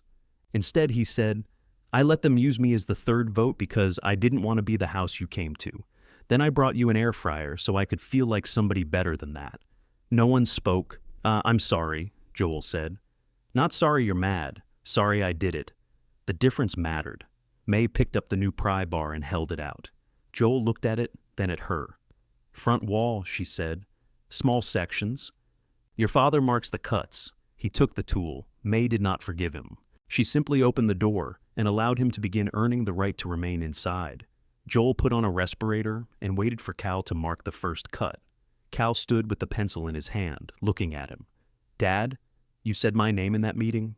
Joel lowered the pry bar. What? When the three of you decided what I'd realize by morning, did you say my name, or was I just Dad? I don't remember. I do. Cal drew a horizontal line across the drywall, pressing hard enough to break the pencil lead. Every time one of you needed something, I was Dad. Apparently I'm Dad when you're getting rid of me too.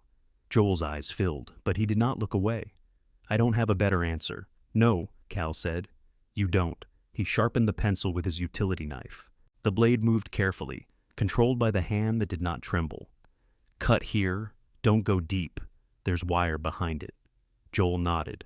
For an hour, Cal spoke only when the work required it. Joel followed every instruction without joking or reaching for his phone. When he pulled too hard and cracked a clean section above the line, he stopped himself before offering an excuse. I did that, he said. You did, Cal replied. Cut it square. We'll patch it later. May worked on Tasha's chair near the open doorway, where the light was best. She removed the last of the office staples, cleaned the walnut frame, and loosened the split corner block. The familiar labor steadied her. Fabric could be deceptive, but a chair frame told the truth once exposed. A bad joint wobbled. A sound one held. Nothing depended on what anybody had meant. At noon, she made sandwiches. Joel ate standing at the counter because the folding chairs were covered with tools. He accepted mustard without mentioning the missing mayonnaise. I can come back Wednesday, he said. May folded the bread bag closed. Can you? Yes. What time? 6. After work. Then we'll expect you at 6. He nodded. No, probably. No attempt to make intention count as arrival. After Joel left, Cal remained in the front room, studying the wall they had opened. The studs were dark below the old waterline, but clean where May had scrubbed them. Beth came while you were gone, she said. I gathered. She brought towels and comparisons. Were the towels compared? Extensively. He did not smile. May told him the rest. She kept her voice even and Beth's words exact, including the parts that made Beth sound frightened instead of simply cruel. Cal listened with his arms folded. When May finished, he said, They thought I'd look around and quit. Yes. By morning. Yes. He picked up a loose piece of drywall and snapped it into 2 smaller pieces for the bag. Then he snapped one of those again. You'll cut yourself, May said. Drywall doesn't cut. The screws in it do. He threw the pieces into the bag. I taught Danny how to hang this stuff. I know. Taught Joel to run wire. Put Beth's whole kitchen back together after that pipe froze. I know. They think I can't tell when a job is too much. They were counting on you telling. Cal looked at her. Not because they respect your judgment, May said. Because it would make their choice feel like yours. His mouth tightened. For a moment she thought he might break something that could not be bagged. Instead, he sat on the floor with his back against a stud and stared at his hands. May lowered herself beside him. Getting down took planning. Getting up would require negotiation. She did it anyway. "They're not wrong about everything," he said. "It is too much for us. Alone." He nodded once. "That word bothers you. It used to mean the two of us." "It still does." "No. Now it means nobody under 50 will let me carry a roof panel." "You didn't carry roof panels when you were 50. You stood on the roof and shouted at Danny. I carried one. You bent it." Cal looked offended. Earl bent it. That sounds more like history every year. A reluctant breath of laughter left him. May rested her shoulder against his. "We are not alone when we hire someone. We are not alone when Tasha brings chairs. We're not even alone when Joel shows up and tells the truth too late." He still told it. "Yes." Cal picked at a dried spot of joint compound on his jeans. "I don't know what to do with that. Neither do I. We can leave it on the list. Under must or soon. Live without." That made him laugh properly, though only for a moment. The work developed a rhythm. Joel came Wednesday at 6 with takeout chicken and stayed until 9. He returned Saturday without calling first. But when May told him they had planned to work on the cabinets alone, he did not force usefulness on them. He cleaned the porch, carried contractor bags to the trailer, and left after coffee.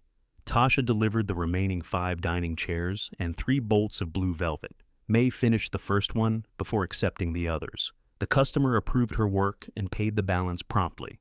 Soon the porch held neat rows of stripped walnut frames, jars of tacks, rolls of webbing, and paper patterns labeled in May's hand. The labor woke muscles she had neglected and inflamed others she had not known existed. At night, her thumbs throbbed. Cal warmed a towel on the camp stove and wrapped it around her hands. "You could slow down," he said. "So could weather. You're arguing with November?" November started it. Cold crept into the cabin before the calendar admitted winter was close. Their small electric heaters kept the bedroom tolerable, but strained the wiring if May used her stapler at the same time. The old propane furnace had taken water into the lower compartment and corroded beyond sensible repair. A new system cost more than the roof. They crossed refrigerator off soon when Tasha found a used one through a remodeling customer. It was white, 15 years old, and missing one shelf, but it cooled. Heat moved to the top of must. Cal stood in the yard beside the fishing boat for a long time before suggesting they sell it. The boat sat under a faded green cover near the shed, its trailer tires half sunk in the earth. Cal and Earl had bought it together after 5 seasons of arguing over whether renting was cheaper. The aluminum hull carried scratches from every stump they had failed to miss. "You love that boat," May said. "I love having had it. That's different? Becoming." He pulled back the cover. Leaves had gathered in the stern. The motor needed service. The seats had cracked, and Cal had not taken it onto the river in almost 3 years. "What would Earl say?" May asked. "That I waited too long and should ask too much." "Are you going to?" "Absolutely." Joel helped photograph it and place the advertisement online. Cal rejected the first offer, which was insulting, and the second, which was fair, but accompanied by too many opinions about the motor. A retired machinist named Vernon drove out on a Thursday and spent half an hour inspecting the hull without once explaining it to Cal. "You patch this?" Vernon asked, pointing near the bow. "My brother did. Ugly. Hasn't leaked. Ugly work can hold." Cal considered that and named his price. Vernon paid it.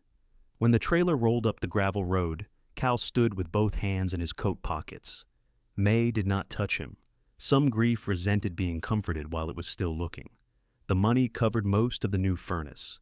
Tasha arranged installation through a heating contractor she trusted, but May insisted on seeing the written estimate and paying the standard price. They kept one electric heater until the furnace proved itself for a week. Warm air came through the floor vents on a rainy Tuesday. Cal walked from room to room, holding his palm over each register. "It sounds rough," he said. "It sounds warm. Blower bearing. The machine is new. New machines can have bearings." May handed him Tasha's business card. "You may call someone who is paid to worry." He put the card down. 5 minutes later, he picked it up again. That afternoon, Danny called. Cal answered while May was stretching webbing across the 4th dining chair. She heard his voice change almost immediately, irritation smoothing into the practical warmth he used when one of their children needed him. "What kind of noise?" he asked. May stopped pulling the webbing. Only when the door goes up. Could be the rollers or the springs binding. A pause. No, don't spray that on it. You'll collect grit. May set down the stretcher. Cal turned slightly away from her. I could come take a look. The sentence hurt more than she expected, not because Danny needed help, but because Cal had been waiting for a chance to be needed again, and Danny knew the door would still open. Cal listened, his shoulders rising. Tomorrow morning, he said. Sure. May walked into the front room. The lower walls were still open. 2 oak cabinet frames waited to be reassembled. Their own furnace had been running less than 4 hours. She took the phone from his hand. Your father is busy tomorrow, she said. Danny was quiet, then laughed as if she had made a joke. It'll take him 20 minutes. The drive takes 40 each way. Okay, so 2 hours. He has his own work. What work? May looked at Cal. Cal looked toward the exposed walls, then at the numbered cabinet doors, the tools Joel had cleaned and arranged on the floor, and the warm air moving a strip of plastic near the doorway. My work, he said. May gave the phone back. Cal swallowed. Call a garage door company, Danny. Dad, come on. They'll charge me just to show up. Yes, Cal said. People do that. Danny began explaining something, but Cal ended the call. For several seconds, he held the silent phone. You didn't have to take it from me, he said. You were leaving. I changed my mind. After I took it. His face reddened. May returned to the porch and picked up the webbing stretcher. She had gone 3 steps too far and knew it. Drawing a boundary for Cal was another way of deciding for him. Behind her, his shoes crossed the new kitchen floor. He stopped beside the chair. I was going, he said. I wanted him to ask. That's not the same as wanting to do it. May loosened the webbing and began again. I'm sorry. I'm not. She looked up. Cal set his phone face down on the work table. I'm just not used to how quiet no sounds afterward. May reached for his hand. This time, he took hers before she found it. The silence did not last. Tasha called to ask whether May could repair a torn leather ottoman. Joel texted that he had found discounted insulation and included the dimensions before buying it. Luis wanted to know whether the chimney had leaked during the Tuesday rain. The heating contractor returned Cal's call and agreed that the blower was noisy, then came out and replaced a faulty bearing under warranty. For the first time in weeks, the phones brought questions May and Cal could answer without surrendering anything. The 6 dining chairs left the porch wrapped in moving blankets. Tasha's customer came with her and ran one admiring hand over the blue velvet. These look better than when my mother bought them, the woman said. Don't tell the chairs, May replied. They'll become vain. The woman laughed and paid the final invoice without bargaining. May watched her count the bills, still surprised by the clean exchange. Work given, money received, no debt disguised as gratitude. Tasha waited until the customer drove away before handing May a photograph of a sagging armchair. You're becoming a nuisance, May said. Business is terrible that way. The armchair belonged to Ellen Pike, a 69-year-old woman who lived upriver in a narrow house with green shutters and a collection of wind chimes loud enough to predict weather by complaint. She delivered it herself with her friend Raymond, who drove a dented van and introduced himself as transportation and unnecessary advice. Ellen looked around the cabin's exposed front room. New insulation filled half the stud bays. Cal and Joel had rehung the first sheets of drywall, though the seams still waited for tape. You flooded in April, she said. So did you, May replied. Only my basement. Water got my freezer and all of Raymond's good intentions. I offered to move it, Raymond said, after the water went down. It was safer then. They became the kind of neighbors who did not require an invitation every time. Ellen brought a shop vacuum. Raymond lent Cal a drywall lift, then stayed to operate it because the machine was more complicated than he remembered. May recovered the armchair and rust-colored canvas chosen to survive Ellen's coffee, her cat, and Raymond's opinions. The cabin changed by visible inches, walls closed. The oak cabinet frames, sanded and resealed, returned to the kitchen. 2 warped doors were replaced with open shelves that May preferred. Cal complained that open shelves displayed clutter. May reminded him he had saved 11 empty coffee tins in the shed. Their hardware storage, their rust with labels. Joel arrived at 6 every Wednesday and most Saturdays. He did not speak about the family meeting again, and May did not reward his consistency aloud. She gave him tasks, handed him sandwiches, corrected his cuts, and began keeping the coffee hot until he arrived. Forgiveness entered the cabin that way, not through an announcement, but in the extra cup she set beside the stove. Danny stayed away after the garage door call. Then one morning, his truck backed down the driveway with a brown recliner and a floral sofa strapped in the bed. May was fitting a dust cover to Ellen's chair. Cal stood on the porch holding a mug. "What's this?" he asked as Danny lowered the tailgate. "Furniture?" May looked at the recliner. "We recognized the category." Danny climbed into the truck bed. "Karen's redoing the den. This stuff is still good, and you said you needed furniture." "When?" May asked. "At Beth's. You were talking about the cabin. That was before we lived here. You don't have a couch. We also don't have space for one while the walls are being finished. It can sit in the front room. The front room is full of scaffolding." Danny took hold of the recliner. It was either bring it here or pay to dump it. There it was, delivered as generosity. Cal set down his coffee.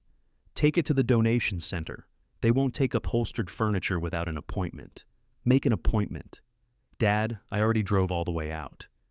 May put aside the staple gun. "And you'll drive all the way back." Danny stared at them. "You're seriously refusing free furniture?" "The sofa has a flower on it the size of my head," May said. "You used to like that sofa. I used to like perms. It's better than folding chairs. Then keep it. Karen already ordered the new stuff, so this was decided before you came." Danny's expression tightened. "I thought I was doing something nice." May walked to the truck. The sofa cushions bore pale outlines where Danny and Karen had sat for years. One arm had been scratched, then concealed with a brown marker that did not match. "If you were doing something for us," she said, "you would have asked whether we wanted it. This is unbelievable." "No, it's inconvenient." Danny looked at Cal. "Are you with her on this?" Cal examined the recliner. May knew he liked it. He had repaired the handle twice and fallen asleep in it after several Thanksgiving dinners. For a moment, she expected sentiment to reopen the door. Then Cal said, "We don't need your leftovers." Danny's face reddened. "You left half your things in my garage." "We asked before we stored them. For free. We fixed your garage lights, replaced the side door, and gave you the shelving. I didn't keep a ledger." "No," Cal said. "Your mother should have." Danny dragged the recliner to the tailgate. "Fine." He pushed it down. The chair landed in the gravel on its back. May stared at him. "I can't lift it again by myself," he said. "If you don't want it, do whatever you want." He climbed into his truck and drove away with the sofa still strapped in the bed, leaving the recliner beside the driveway. Cal stood very still. "He threw your chair out," May said. "It wasn't my chair. You repaired it twice. That made it my problem, not my chair." Tasha arrived that afternoon with 2 workers to collect construction debris. May paid an extra hauling fee, and the recliner went to the donation warehouse after Ellen made the required appointment. Cal watched it leave with less grief than he had shown the fishing boat. "Would have been comfortable," he admitted. "We can buy comfortable. Eventually is still ours." The front room was painted a warm cream instead of the old yellow that Bonnie had chosen. May hung the Queen of Hearts in a small frame near the kitchen, its edges stained from the ceiling, but its face intact. Cal called it abstract decorating. Joel said it looked like evidence from a very polite crime. The first night they ate at their restored oak table, rain tapped the metal roof and the furnace hummed beneath the floor. Their chairs did not match. The refrigerator clicked too loudly. A strip of painter's tape still ran along one baseboard. May thought it was the prettiest room she had ever seen.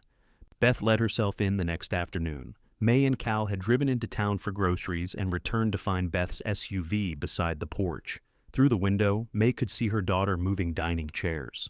Cal tried the door. It opened before his key reached the lock. Beth stood in the middle of the room, holding a tape measure. "What are you doing?" May asked. "Seeing how many people can fit." "For what?" "Thanksgiving." May set the grocery bag on the floor. "Whose Thanksgiving?" "Ours?" Beth smiled too quickly. "I thought it would be good." A reset. Cal carried the second bag toward the kitchen. "You could have called. I wanted to see the finished room first." "It isn't finished," May said. "It looks wonderful." Beth touched the back of one of the mismatched chairs. "Honestly, Mom, you've done so much. I'm impressed." Praise should not have sounded like trespassing, but it did. "How did you get in?" Beth held up a brass key. "I've had this forever." May remembered giving it to her when Earl was sick, so Beth could check the cabin between visits. That had been 7 years ago. Give it back. Beth's smile disappeared. Why? Because you entered our house without permission. I knocked. We weren't here to answer. I'm family. So is Joel. He knocks. Joel told me you were finishing the dining room. He said you had heat now. That didn't mean you could let yourself in. Beth dropped the key onto the table. Fine, I should have called. But Thanksgiving here makes sense. We've always had it at the cabin. Not always, most years. When I cooked, we can all bring something. Who is all? Me and Mark, Danny and Karen, Joel, you two. Same as usual. Nothing about it was the same as usual. In the old years, Bonnie had made pies while May roasted the turkey. Earl and Cal argued over carving. Everyone washed dishes badly and loudly. After Bonnie died, May had done nearly everything herself because carrying on felt easier than changing. Beth opened her binder on the table, not the housing binder this time. This one contained recipes, a shopping list, and a printed schedule. I already divided the menu, she said. Karen will bring sweet potatoes, I'll do desserts and rolls, Joel can bring drinks, and you can do the turkey and dressing since yours is best. May looked at the schedule. Turkey in oven, 7 a.m. Set table, 10:30. Heat dressing, 11:15. Who washes the roasting pan? Beth blinked. What? Who clears the table? Who takes the trash? Who cleans the bathroom before and after? Who finds sheets when Danny drinks too much wine and says the road is dark? Mom, we can add chores. This isn't about chores. Then what is it about? You left us here because you thought the cabin would defeat us. Now that it didn't, you want it back. Beth recoiled. I don't want your cabin. You want what happens inside it. I want our family to have one normal day. Normal for whom? Cal stood beside the refrigerator, saying nothing. May wanted him to join her and was glad he did not. This boundary needed her voice, not a chorus. Beth gathered her binder. I was trying to make peace. You were measuring the room before asking whether we wanted company. What do you want, Mom? Truly? Do you want us to keep apologizing forever? No. Then tell me. May looked around the room. The oak shelves held their dishes. Tasha's invoice rested beneath a magnet on the refrigerator. Ellen's empty chair waited by the porch door for pickup. Every object had arrived through a choice, an exchange, or a question. I want you to ask, May said. And I want no to be one of the answers. Beth pushed the brass key across the table. Fine. Do whatever you want for Thanksgiving. That's the plan. After she left, May picked up the key. Cal opened the drawer where they kept spare screws and took out a new lock set purchased months ago, but never installed. You bought that before today, she asked. I bought it after the recliner. You expected another invasion. I raised 3 adults. I understand patterns. They changed the lock together. Cal's left hand shook when he fitted the small screws, so May steadied the plate while he tightened them. At dusk, they tested the new keys from both sides. The deadbolt turned with a firm, private click. The click satisfied May more than it should have. A lock could keep out a stranger. It could not repair a family. Still, she slept better that night, knowing nobody could enter with an old version of permission. At breakfast, Cal spread butter on toast and said, We have to decide about Thanksgiving. I decided. You decided what Beth proposed isn't happening. That's different. May looked toward the front window. Frost silvered the grass where the recliner had landed. What do you want? She asked. I want my family at the table. Which family? Cal gave her a tired look. Don't do that. I'm asking. There are children when they disappoint us, too. Yes. You said that like it hurt. It does. He set down the knife. I don't want another holiday where everybody pretends nothing happened, but I don't want to spend it proving we can be happy without them. May had imagined precisely that. Tasha laughing at Cal's coffee, Louise pretending not to want a second helping, Ellen correcting Raymond's story, while Raymond continued telling it, Joel arriving early enough to be useful, a room full of people their children could not dismiss as empty. She had turned hospitality into evidence before buying the turkey. You're right, she said. Cal studied her. You've been surrendering faster lately. It worries me. I'm practicing. They made the guest list on a scrap of drywall because all the paper had become chair patterns or expense records. Tasha accepted and offered green beans. Luis said he had nowhere else he needed to be and could bring roasted pork, which seemed excessive beside turkey, until May remembered how many people might come. Ellen claimed pies. Raymond promised ice and received instructions to bring nothing requiring advice. Joel was invited for dinner. Beth and Danny were invited for dessert at 4, along with Mark and Karen. The distinction felt pointed because it was. May and Cal argued over it for half an hour.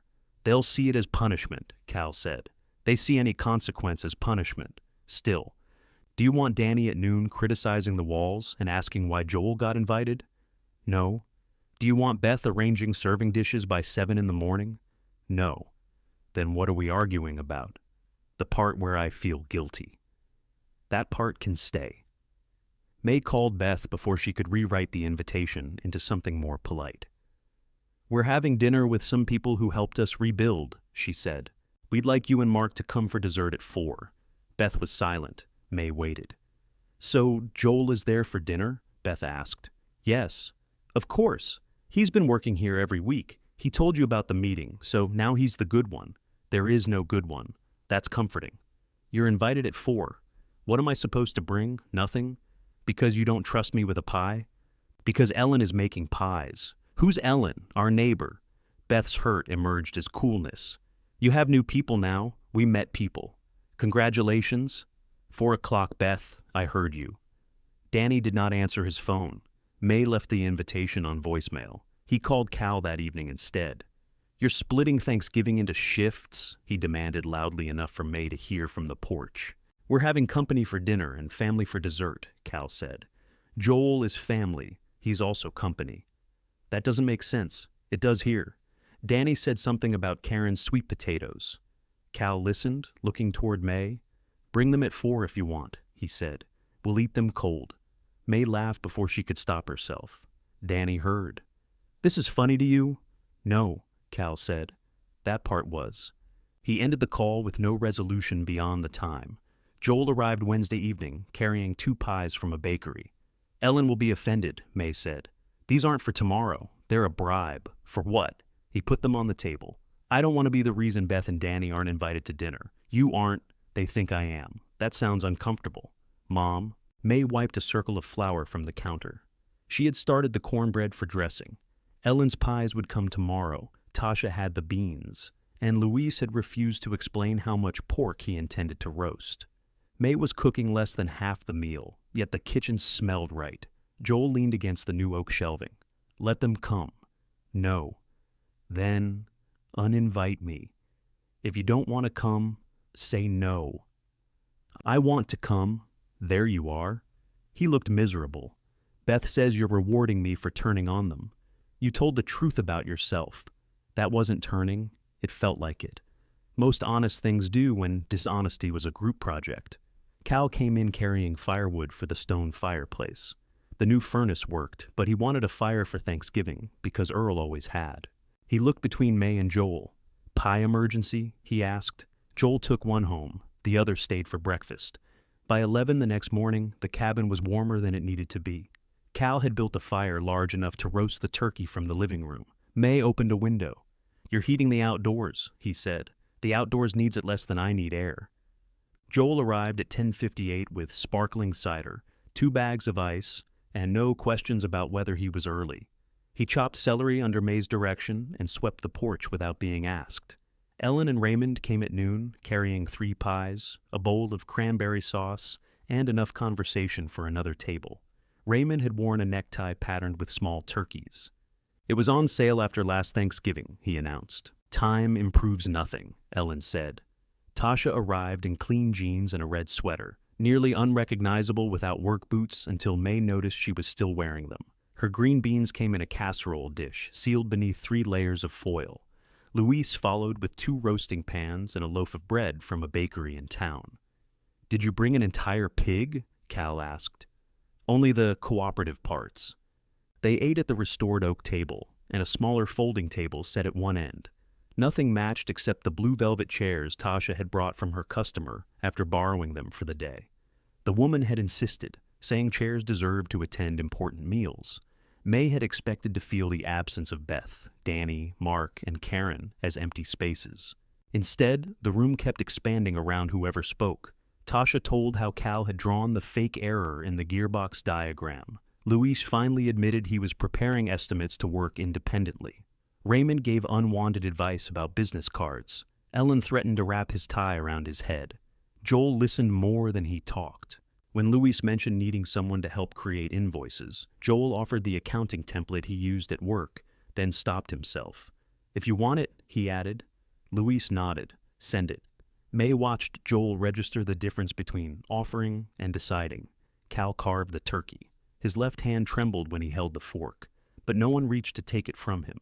Luis quietly steadied the cutting board by placing 2 fingers on one corner. Cal noticed and continued. After dinner, every person carried something to the kitchen. May found herself standing alone beside the table, while chairs scraped, water ran, and Ellen argued that Raymond was rinsing plates backward. "Backward from what?" he demanded. "Clean." At 3:45, Tasha was drying the last pan. Luis had gone to his truck to retrieve containers for leftovers. Ellen and Raymond moved to the porch with the coffee. Nobody rushed away before the family arrived. May appreciated that more than she could say. Beth and Mark came first. Beth held a bakery box and Mark carried flowers. Beth stopped inside the door when she saw the room full. "You said dessert," she said. "This is dessert. I thought the others would be gone." May took the bakery box. "Why?" "I didn't know it was a gathering. Thanksgiving often is." Mark hugged Cal and told him the cabin looked good. He sounded sincere and embarrassed, which May considered the safest combination available. Beth walked around the room, touching nothing. Her gaze found the framed Queen of Hearts near the kitchen. "What's that?" "Something the roof gave back," May said.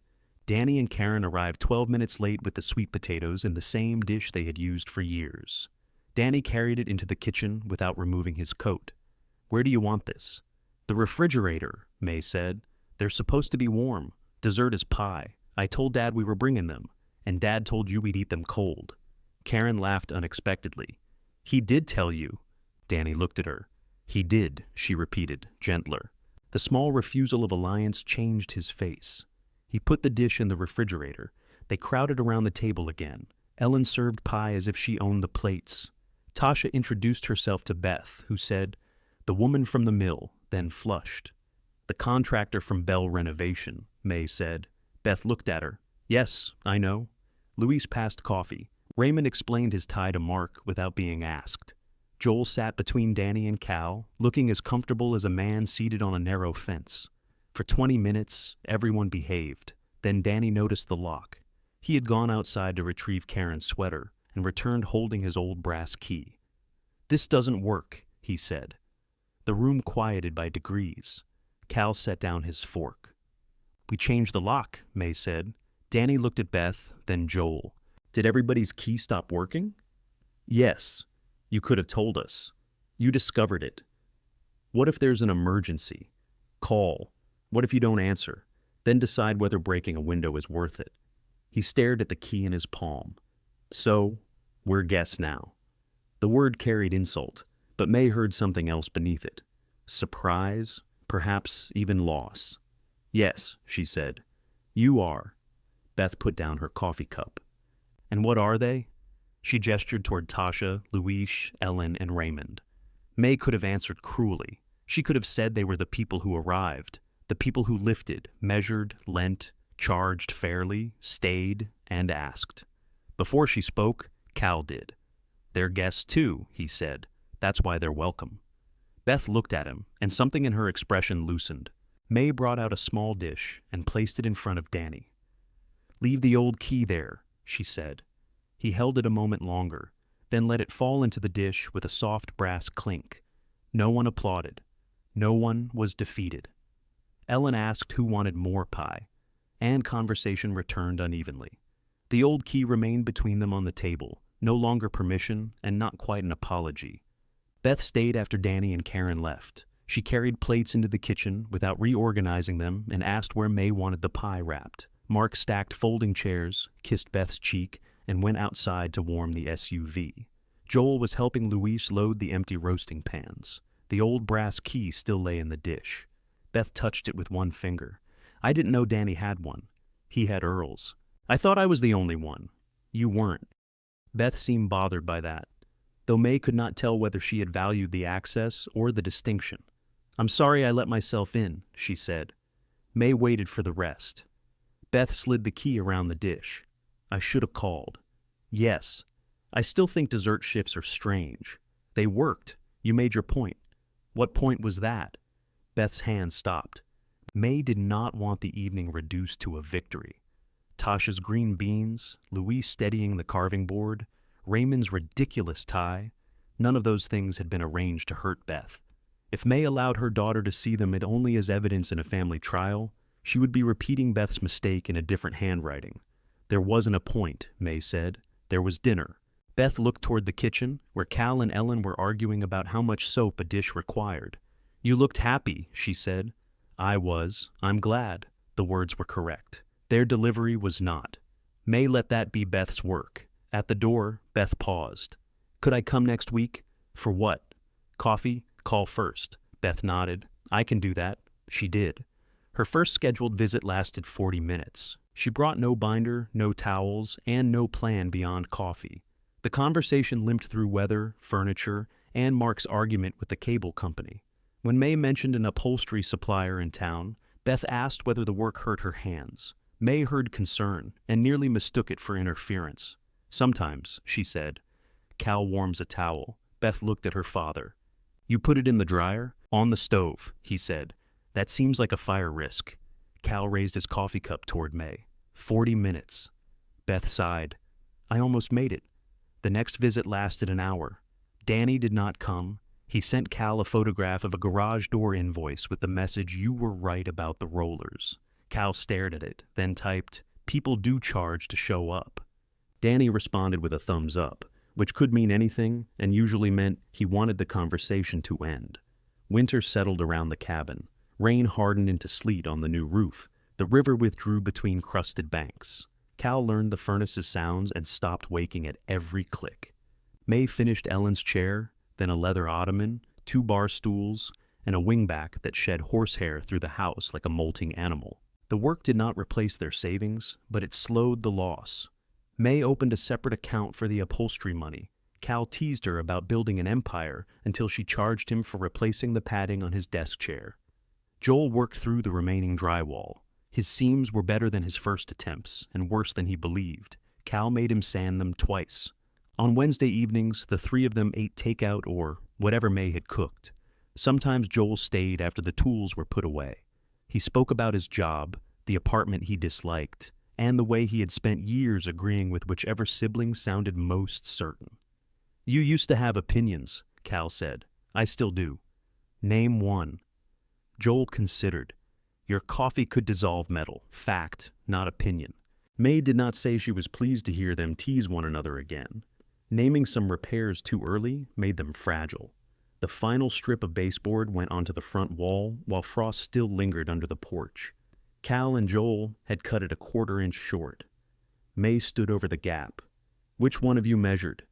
They pointed at each other. "Good," she said. "That fills it." They corrected the mistake. As the ground softened, May and Cal turned to what the next flood might do. They did not pretend a roof could hold back a river. Tasha brought a carpenter who installed flood vents in the lower foundation. The electrician raised 2 vulnerable connections and mounted the new furnace controls higher than the old ones. Documents, medicine, photographs, and the blue glass bowl went into sealed containers on upper shelves.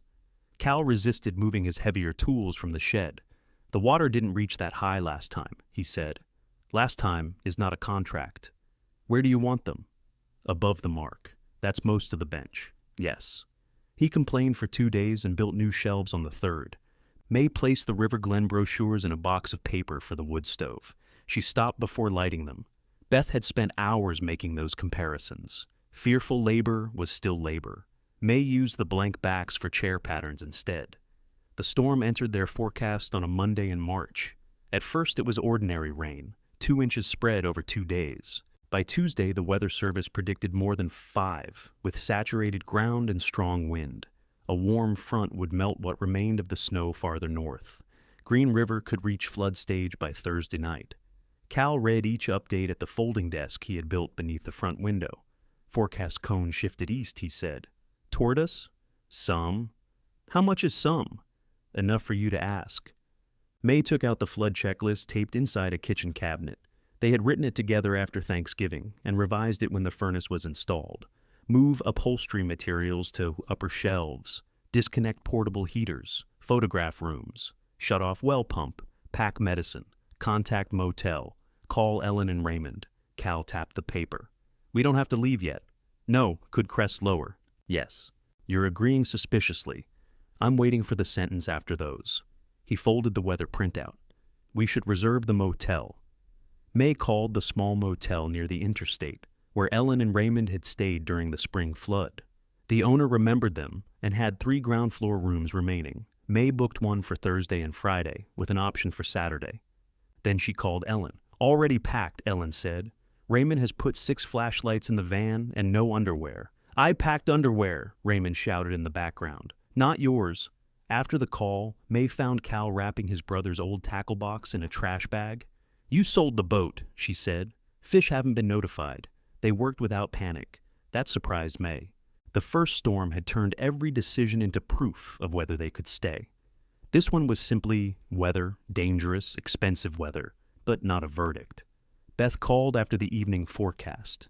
You have to leave, she said before saying hello. We are. A pause. When? Tomorrow morning. The rain starts tonight. Light rain. The road is clear. We need the morning to finish moving things. You should come here now. We have a motel reservation. Cancel it. Mark and I have the guest room ready. May imagined the same room, the same induction stove, the same rule sheet perhaps removed from the drawer and revised. Thank you, she said. We have a plan. A motel isn't a plan. It has a roof, a bed, and no river. You're spending money for no reason. We are spending money for privacy. Beth exhaled. This is not the time to make a statement. We made a reservation, not a statement. What if the road floods early? Then we use the north road. If both close, we call Tasha. She lives uphill and has a truck. You planned that? We asked her. Beth's voice lowered. Mom, you can't do everything yourselves. May looked at the checklist, at Cal marking each completed item with a carpenter's pencil. We aren't, she said. The next morning, Beth arrived while Joel and Luis were moving the last of May's upholstery fabric to high shelves. She parked crookedly, left her door open, and hurried toward the porch in a raincoat that still had its store creases. I came to help, she announced. May handed her a box of canned food. Cabinet above the refrigerator. Beth took it automatically. Her eyes moved around the room. The rugs were rolled and tied on the table. Small appliances sat on upper counters. Dining chairs had been moved into the loft storage space, along with Cal's power tools.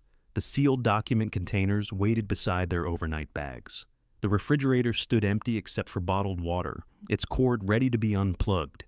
You did all this already? Most. When were you going to tell me? I told you last night. You said you had a plan. You didn't tell me what it was. Would it have changed your plan? Beth carried the food to the cabinet. Maybe. Joel came through the hallway with a lamp. Where's this go? Loft, Cal said. Not near the fabric. Beth looked at Joel. You took off work? Half a day. Nobody asked me to take off. May closed the last document container. You're here. That isn't the same? No, May said, but it can still help. Beth stood very still, holding one can of soup she had overlooked. Then she placed it in the upper cabinet. They finished before noon. Luis checked the new roof from the ground and declared there was nothing else to do. Tasha arrived to follow them to the motel, in case the Buick had trouble. Ellen and Raymond passed on the road, Raymond waving a flashlight through the van window, while Ellen shouted at him to watch traffic. Beth remained beside her SUV. Come home with me, she said one last time. May locked the cabin door. Rain dotted the porch boards. We are not staying in the path of a flood to prove we're independent, she said. And we are not moving into your guest room to prove we love you. Autonomy doesn't mean pretending we're immortal. It means making our own sensible choices. Beth looked at the packed Buick, then at Tasha waiting in her truck. She had no answer prepared. Cal took May's hand as they descended the wet steps. Behind them, the cabin stood closed and quiet beneath the roof they had repaired before the first hard rain. This time, when they drove up the gravel road, no one had left them there. The motel sign had lost the letter T, leaving Green River, MOEL, glowing red above the office. Raymond said it sounded French. Ellen told him France had suffered enough. Their rooms opened onto an exterior walkway beneath a metal awning. The carpet was brown, the bedspread was burgundy, and the framed picture above the television showed a lighthouse that had never existed anywhere near Kentucky. To May, the room looked magnificent. It was dry, the lamps worked. Someone else was responsible for the roof. Tasha helped carry their bags inside. "You need me to stay until the Buick dries out?" she asked. "It's rain, not surgery," Cal said. The Buick had coughed twice after a deep puddle and recovered before Tasha could attach a tow strap. Cal considered that a personal vindication. Tasha pointed at him. "If you go back before the road opens, I will hide your keys. You know where we live. I also know where you sleep tonight." Cal put the keys in May's purse. Tasha left after confirming their phone chargers worked. Ellen and Raymond occupied the room next door. 10 minutes later, Ellen knocked carrying a bottle of wine, paper cups, and the 6 flashlights Raymond had packed. "He did bring underwear," she said. "Mine." The first heavy band struck before dark. Rain rattled the awning and poured from a broken gutter outside their window. The motel television lost its signal every few minutes, freezing the weather reporter with one hand raised over a map of the river basin.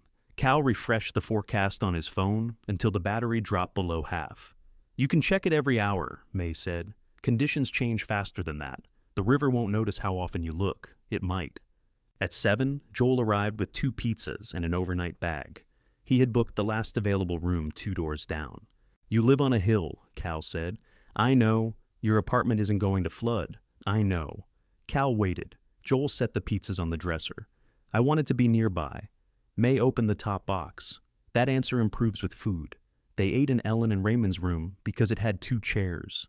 Raymond sat on the air conditioner and adjusted the thermostat with his hip every time he moved. The 5 of them watched rain erase the parking lot's painted lines. Beth called during the second pizza. "Did you get there? We've been here 3 hours. You didn't text. I told Joel. He didn't tell me." Joel heard his name and looked guilty, then seemed to remember that information no longer had to travel through a family committee. "We're safe," May said. "Do you need anything?" May almost answered no, by habit. She looked at the thin motel towels hanging above the sink, the half-empty bottles of water, and the bag containing only enough clean clothes for 2 days. "Laundry detergent," she said. "The small kind, bottled water, and 2 decent towels if you have extras." Beth paused. "That's all? That's what we need. I'll bring them tomorrow morning, if the roads are safe." "If the roads are safe," Beth repeated. She arrived at 9 with exactly what May had requested. No binder, no extra groceries chosen for people without opinions.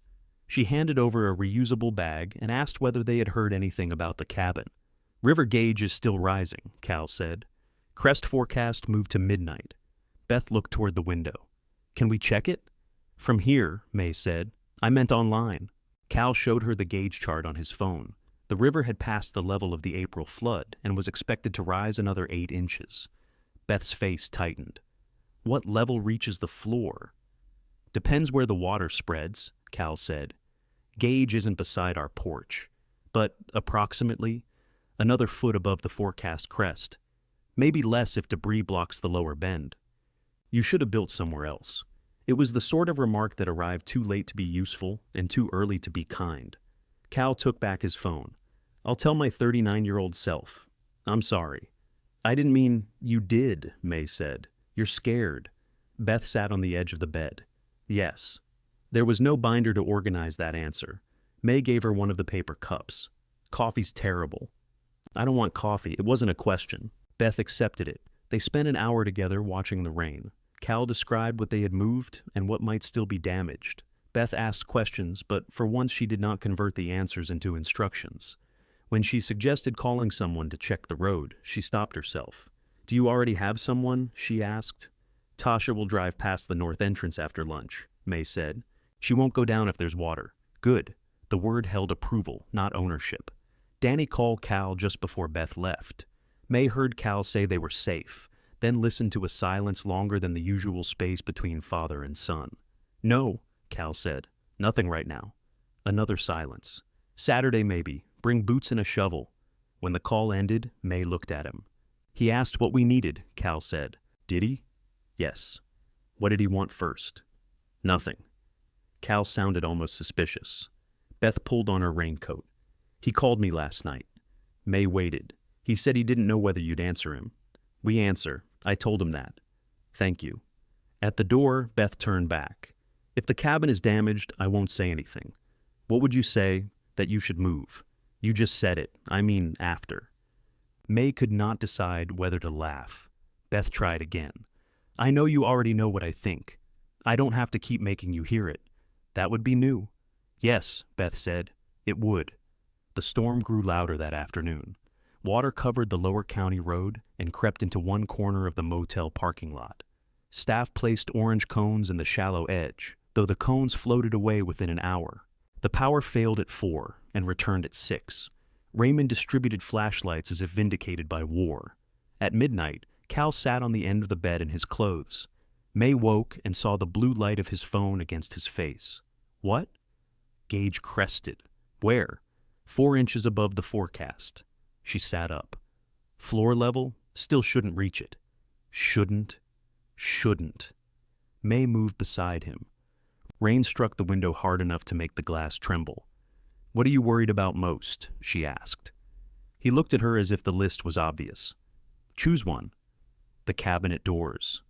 She had expected the roof, the foundation, his tools, or the blue bowl. The cabinets? Earl picked the oak. He wanted maple, but the mill had that oak coming out of the office renovation. We hauled it at midnight because the foreman said it had to be gone by morning. You stole wood? We salvage quickly. 40 years, and now you confess. 37. She rested her head on his shoulder. The cabinet doors are upstairs, she said. I know. You moved them. I know. So choose another thing, he thought. Our bed. The bed had arrived in January, replacing the folding cots. They had bought the frame used and the mattress new. Mattresses can be replaced, May said. With what money? Chair money. You worked for that. I can work again. His left hand trembled against his knee. May covered it with hers. What are you worried about most? He asked. She listened to the rain. That I said still ours too soon. Cal turned his hand beneath hers and linked their fingers. It was ours when it had a hole in the roof. They slept badly, but slept. The rain weakened after dawn. Water remained over both roads to the cabin, so they stayed. Cal paced. May began repairing the motel room's loose curtain hem with a sewing kit from her purse until Cal accused her of working for free. I'm preventing indecency, she said. No one wants to see Raymond through that window. Ellen might. Ellen has seen enough. By afternoon, the river had fallen 6 inches. Tasha sent photographs taken from the hill above the property. Brown water surrounded the lower trees and covered the gravel turnout, but the cabin stood above it, the porch reflected in the floodwater. The roof was intact.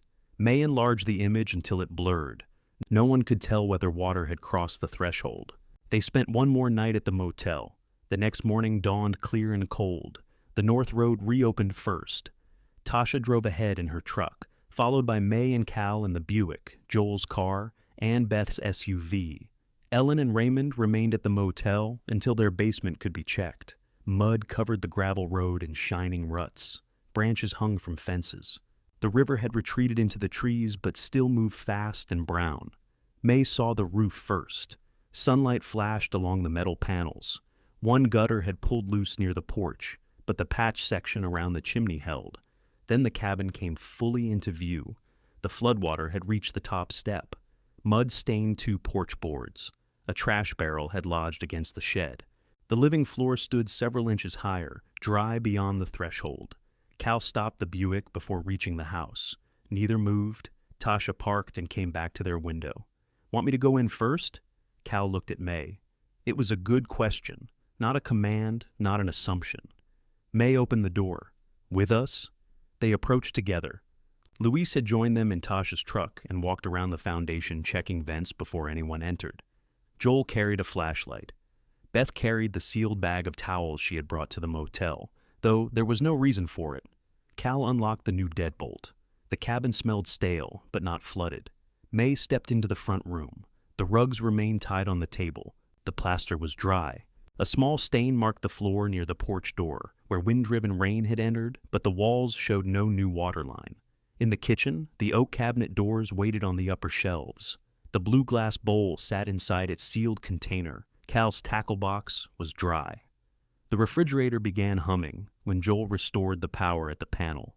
Cal walked beneath the section of roof Luis had repaired. He placed one palm against the wall, then bowed his head. Beth stood in the doorway. May expected relief from her, perhaps praise. Instead, Beth looked around at the raised shelves, the unplugged appliances, the clean floor just above the mark the river had failed to reach. "I thought this place was something you would lose against," she said. Cal lifted his head. Beth gripped the bag of towels. "I thought, if it was bad enough, you'd let us decide. I never imagined you'd make it." She glanced toward May's work table, the framed Queen of Hearts, the mismatched chairs waiting in the loft. "Yours." May felt the shape of an apology approaching, and knew it would not be large enough for everything. Outside, Danny's truck came down the muddy road. Beth looked toward the sound, then back at May. "I'm sorry," she said, "for the cabin, for knowing what it was and leaving anyway." May did not rescue her from the silence. Danny parked. A shovel clattered in the truck bed. May handed Beth one of the clean towels. "Start with the porch," she said. Beth took it. It was not forgiveness. But when May opened the door wider, her daughter walked through carrying something they had actually needed. Danny climbed out wearing rubber boots that still had store tags attached to the heels. He pulled a second shovel from the truck bed and looked from Beth to the porch. "You started without me." Beth knelt on the top step, wiping mud from the boards with one of her good towels. "We didn't know what time you'd get here. I said morning. You've said that before." Danny winced. May expected him to answer, but he picked up both shovels instead. "What needs doing?" he asked. Luis pointed toward the shed. Floodwater had deposited leaves, branches, and a dead section of fence along its lower wall. The new foundation vents had opened as designed, though one was clogged with river grass. "Clear around the vents first," Luis said. "Don't force them, then uncover the wellhead." Danny handed one shovel to Joel. "You take the well." Joel looked toward Cal. "Do what Luis said," Cal told them. May heard the adjustment in Danny's breathing. He was accustomed to receiving his father's instructions, not a roofer's. Still, he went to the foundation without arguing. Tasha inspected the porch door and found that the lower weather strip had torn. She took measurements but did not begin listing options until May asked. "The door's fine," Tasha said. $10 strip. The loose gutter needs new hangers. Shed floor will be wet, but you plan for that." "We planned for some of it," May said. "That's what plans are." Cal opened the sealed containers one at a time. The wedding album was dry. His medicine was dry. The blue glass bowl emerged wrapped in one of Beth's labeled towels from months earlier. May held it toward her. "You packed this." Beth touched the rim. "I remember. You used too much tape. You always say that.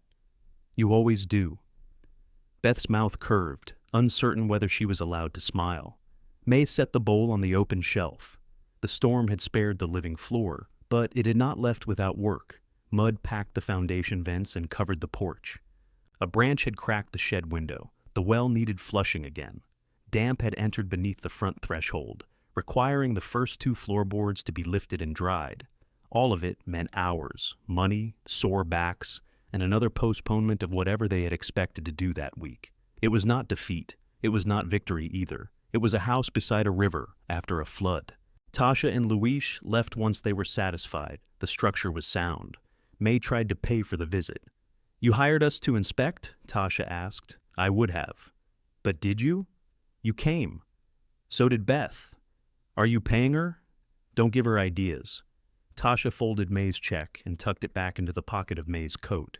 "This one is called showing up." May looked at her. "I know you don't take charity," Tasha said. "Good thing I didn't offer any." She and Luis drove away before May could define the difference. By noon, Karen and Mark arrived with sandwiches, bottled water, and work gloves. Karen placed the food on the porch table and asked May whether it belonged there. Mark waited for Cal to assign him the gutter. No one called the gathering healing. They simply worked. May found Danny behind the shed, scraping mud away from the foundation. His new boots were no longer new. He leaned on the shovel when she approached. "Dad's overdoing it," he said. Cal was across the yard directing Mark's ladder angle with both feet firmly on the ground. "Your father is speaking," May said. "He can do that for hours without injury. I mean, all of this. All of what? Danny gestured at the cabin, the tools, the wet yard. He's 76 and a half. This isn't funny. It was funny when he said it. Danny pushed the shovel into the mud. I worry about him. You worried about him onto a broken roof. His face tightened. May had not planned the sentence. She had promised herself she would not use the storm cleanup to drag old injuries into the yard. But the injury had come wearing boots and asking to be credited for concern. I know, Danny said. The absence of defense left her with nowhere easy to push. He stared at the shovel handle. I thought he'd call that night. He did. I mean, after we left. I thought he'd look around and say Beth was right. You were counting on it. Yes. May waited. Danny scraped mud from his boot against the shovel blade. Karen did need the office. That is not the sentence you should lead with. I know. I'm saying it wasn't all invented. We'd been arguing about where you'd stay. Beth was sure she could handle it, and then she couldn't. I kept thinking if you came to our house, Dad would start fixing things, and you'd start cooking, and after a week, none of us would know how to ask you to leave. The honesty was ugly enough to be useful. You were afraid we'd be helpful, May asked. I was afraid you'd make yourselves necessary. May looked toward Cal. He had stopped directing Mark and was holding the ladder steady. He had made himself necessary so often that the role fit him better than rest. And then, we'd owe you, Danny said. You already believed you did. Yes. So, you decided to stop paying. He flinched. I decided not to start something I didn't know how to finish. May nodded slowly. That was not absolution. It was a shape she recognized. How many times had she refused to ask Beth for one favor because she feared Beth would take over the whole problem? How many times had Cal driven 40 minutes to repair something because saying no felt larger than doing the job? You could have told us, she said. I didn't want to hear what Dad would say. What did you think he'd say? That he would never let me end up somewhere like this. They both looked at the cabin. Danny pressed one hand over his mouth, but not before May saw it tremble. Talk to him, she said. He doesn't want to hear it. You don't know that, do you? No? Ask. Danny nodded, though he did not move immediately. May went inside. Beth was kneeling beside the front door, drying the exposed floorboards after Joel lifted them. She had ruined 2 towels and was beginning on a third. Those can be washed, May said. Beth looked up. I know. You're scrubbing as if the wood insulted you. It let water in. The weather strip did. Then I'll scrub that next. May sat in one of the mismatched chairs. Every muscle below her waist objected. Beth wrung out the towel. Did you mean what you said at the motel? Which part? That you were spending money for privacy? Yes. I made my house hard for you. May had not expected the admission. We made ourselves hard to have. You weren't that bad. I told you where to store your own knives. You were right about the knives. That made it worse. Beth laughed once, her eyes filled immediately afterward. I thought, if I made enough rules, I could keep everything from changing, she said. You'd stay 2 weeks, Danny would take his turn, Joel would somehow become dependable, and the apartment would open. Then you corrected everything I did, Dad rearranged Mark's garage, and I felt 12 years old in my own house. You have never felt 12 quietly. No. May leaned back. Through the window, she saw Danny approach Cal near the ladder. Mark stepped away without being asked. I depended on you too much, May said. Beth wiped her cheek with the back of her wrist. When? Most of your life? I called you because you answered. I let you organize dinners and appointments and everyone else's mistakes. Then, when you tried to organize us, I acted shocked. You didn't ask me to leave you in a flooded cabin. No. I keep wanting a reason that makes that part less awful. There isn't one. Beth nodded. But there are reasons for how you got there, May said. You can understand them without using them as an exit. Outside, Cal lowered himself onto an overturned bucket. Danny stood in front of him, speaking. May could not hear the words. Cal did not look away. Beth folded the ruined towel into a square. What do I do now? Call before you come. Knock when you arrive. Ask what we need. Believe the answer. And if I think the answer is wrong, you may say so once. Once? It'll be difficult for you. Beth gave her a wet, irritated smile. You're enjoying this? A little. They stayed one more night at the motel, while the well flushed and the floorboards dried. Danny returned the next morning, without being asked, wearing the same muddy boots. He and Cal replaced the torn weather strip together. Neither told May what they had said by the latter. She learned pieces through behavior. Cal stopped defending Danny before anyone criticized him. Danny stopped promising entire weekends and began offering exact hours. Sometimes he arrived. Once he called at the last minute to cancel because Karen needed him, and Cal said, "All right," without pretending. It did not matter. Danny came the following Wednesday with an apology and no explanation. Beth never received a new key. She visited anyway. The first time she knocked while the door stood open, Cal shouted, "It's open! I can see that!" She called back. "Am I invited?" May answered, "Yes." Joel continued coming on, Wednesdays even after the walls were finished. He helped Cal build a workbench beneath the shed's new window. When there was no cabin task, he ate dinner and went home. May discovered that his company did not need to be justified by labor. She suspected he was discovering the same thing. Spring warmed the porch. May moved her upholstery table near the windows and added 2 shelves for fabric. Her hands still ached after long jobs, but she no longer accepted every chair Tasha offered. Luis started taking roofing work under his own name. The first invoice he sent May accidentally included Joel's template instructions in red text. She paid the bill only after he corrected it. Ellen and Raymond returned home to a ruined freezer and a basement full of mud. May and Cal helped for exactly 3 hours, then left, before their bodies made the decision for them. Raymond called that disciplined friendship. Ellen called it common sense. The new roof, weathered spring rain, summer heat, and the first scattering of yellow sycamore leaves. One gutter required tightening. A seam near the porch made a clicking sound and strong wind that Cal investigated from the ground with binoculars. Near the anniversary of the day their children had left them at the cabin, May invited everyone to supper, not Thanksgiving, not a reconciliation dinner, no printed meaning. Tasha brought green beans because she claimed tradition after doing something twice. Luis brought bread and complained that Raymond had redesigned his business card without permission. Ellen brought pie. Mark carried flowers. Karen arrived with a salad and asked where May wanted it. Danny brought his own folding chairs. "We have enough," May said. "I know. These are in case you don't." He left them in the truck. Beth called 2 days before supper to ask whether dessert was covered. May told her yes, then asked her to bring coffee. Beth brought only coffee. Joel arrived first. He knocked. The evening was warm enough to keep the porch windows open. They ate at the oak table and the smaller folding table, just as they had at Thanksgiving. Nobody matched the place settings. Raymond spilled gravy. Cal carved the roast with Luis's 2 fingers, quietly steadying the board. Beth helped May carry dishes without changing where anything belonged. After supper, rain began. It came suddenly, sweeping across the river and rattling through the trees. Everyone paused as the first drop struck the metal roof. Cal pushed back his chair. May saw his eyes move toward the kitchen cabinet, where they had once kept pans for leeks. His hand lifted from the table. Then he remembered. He sat again.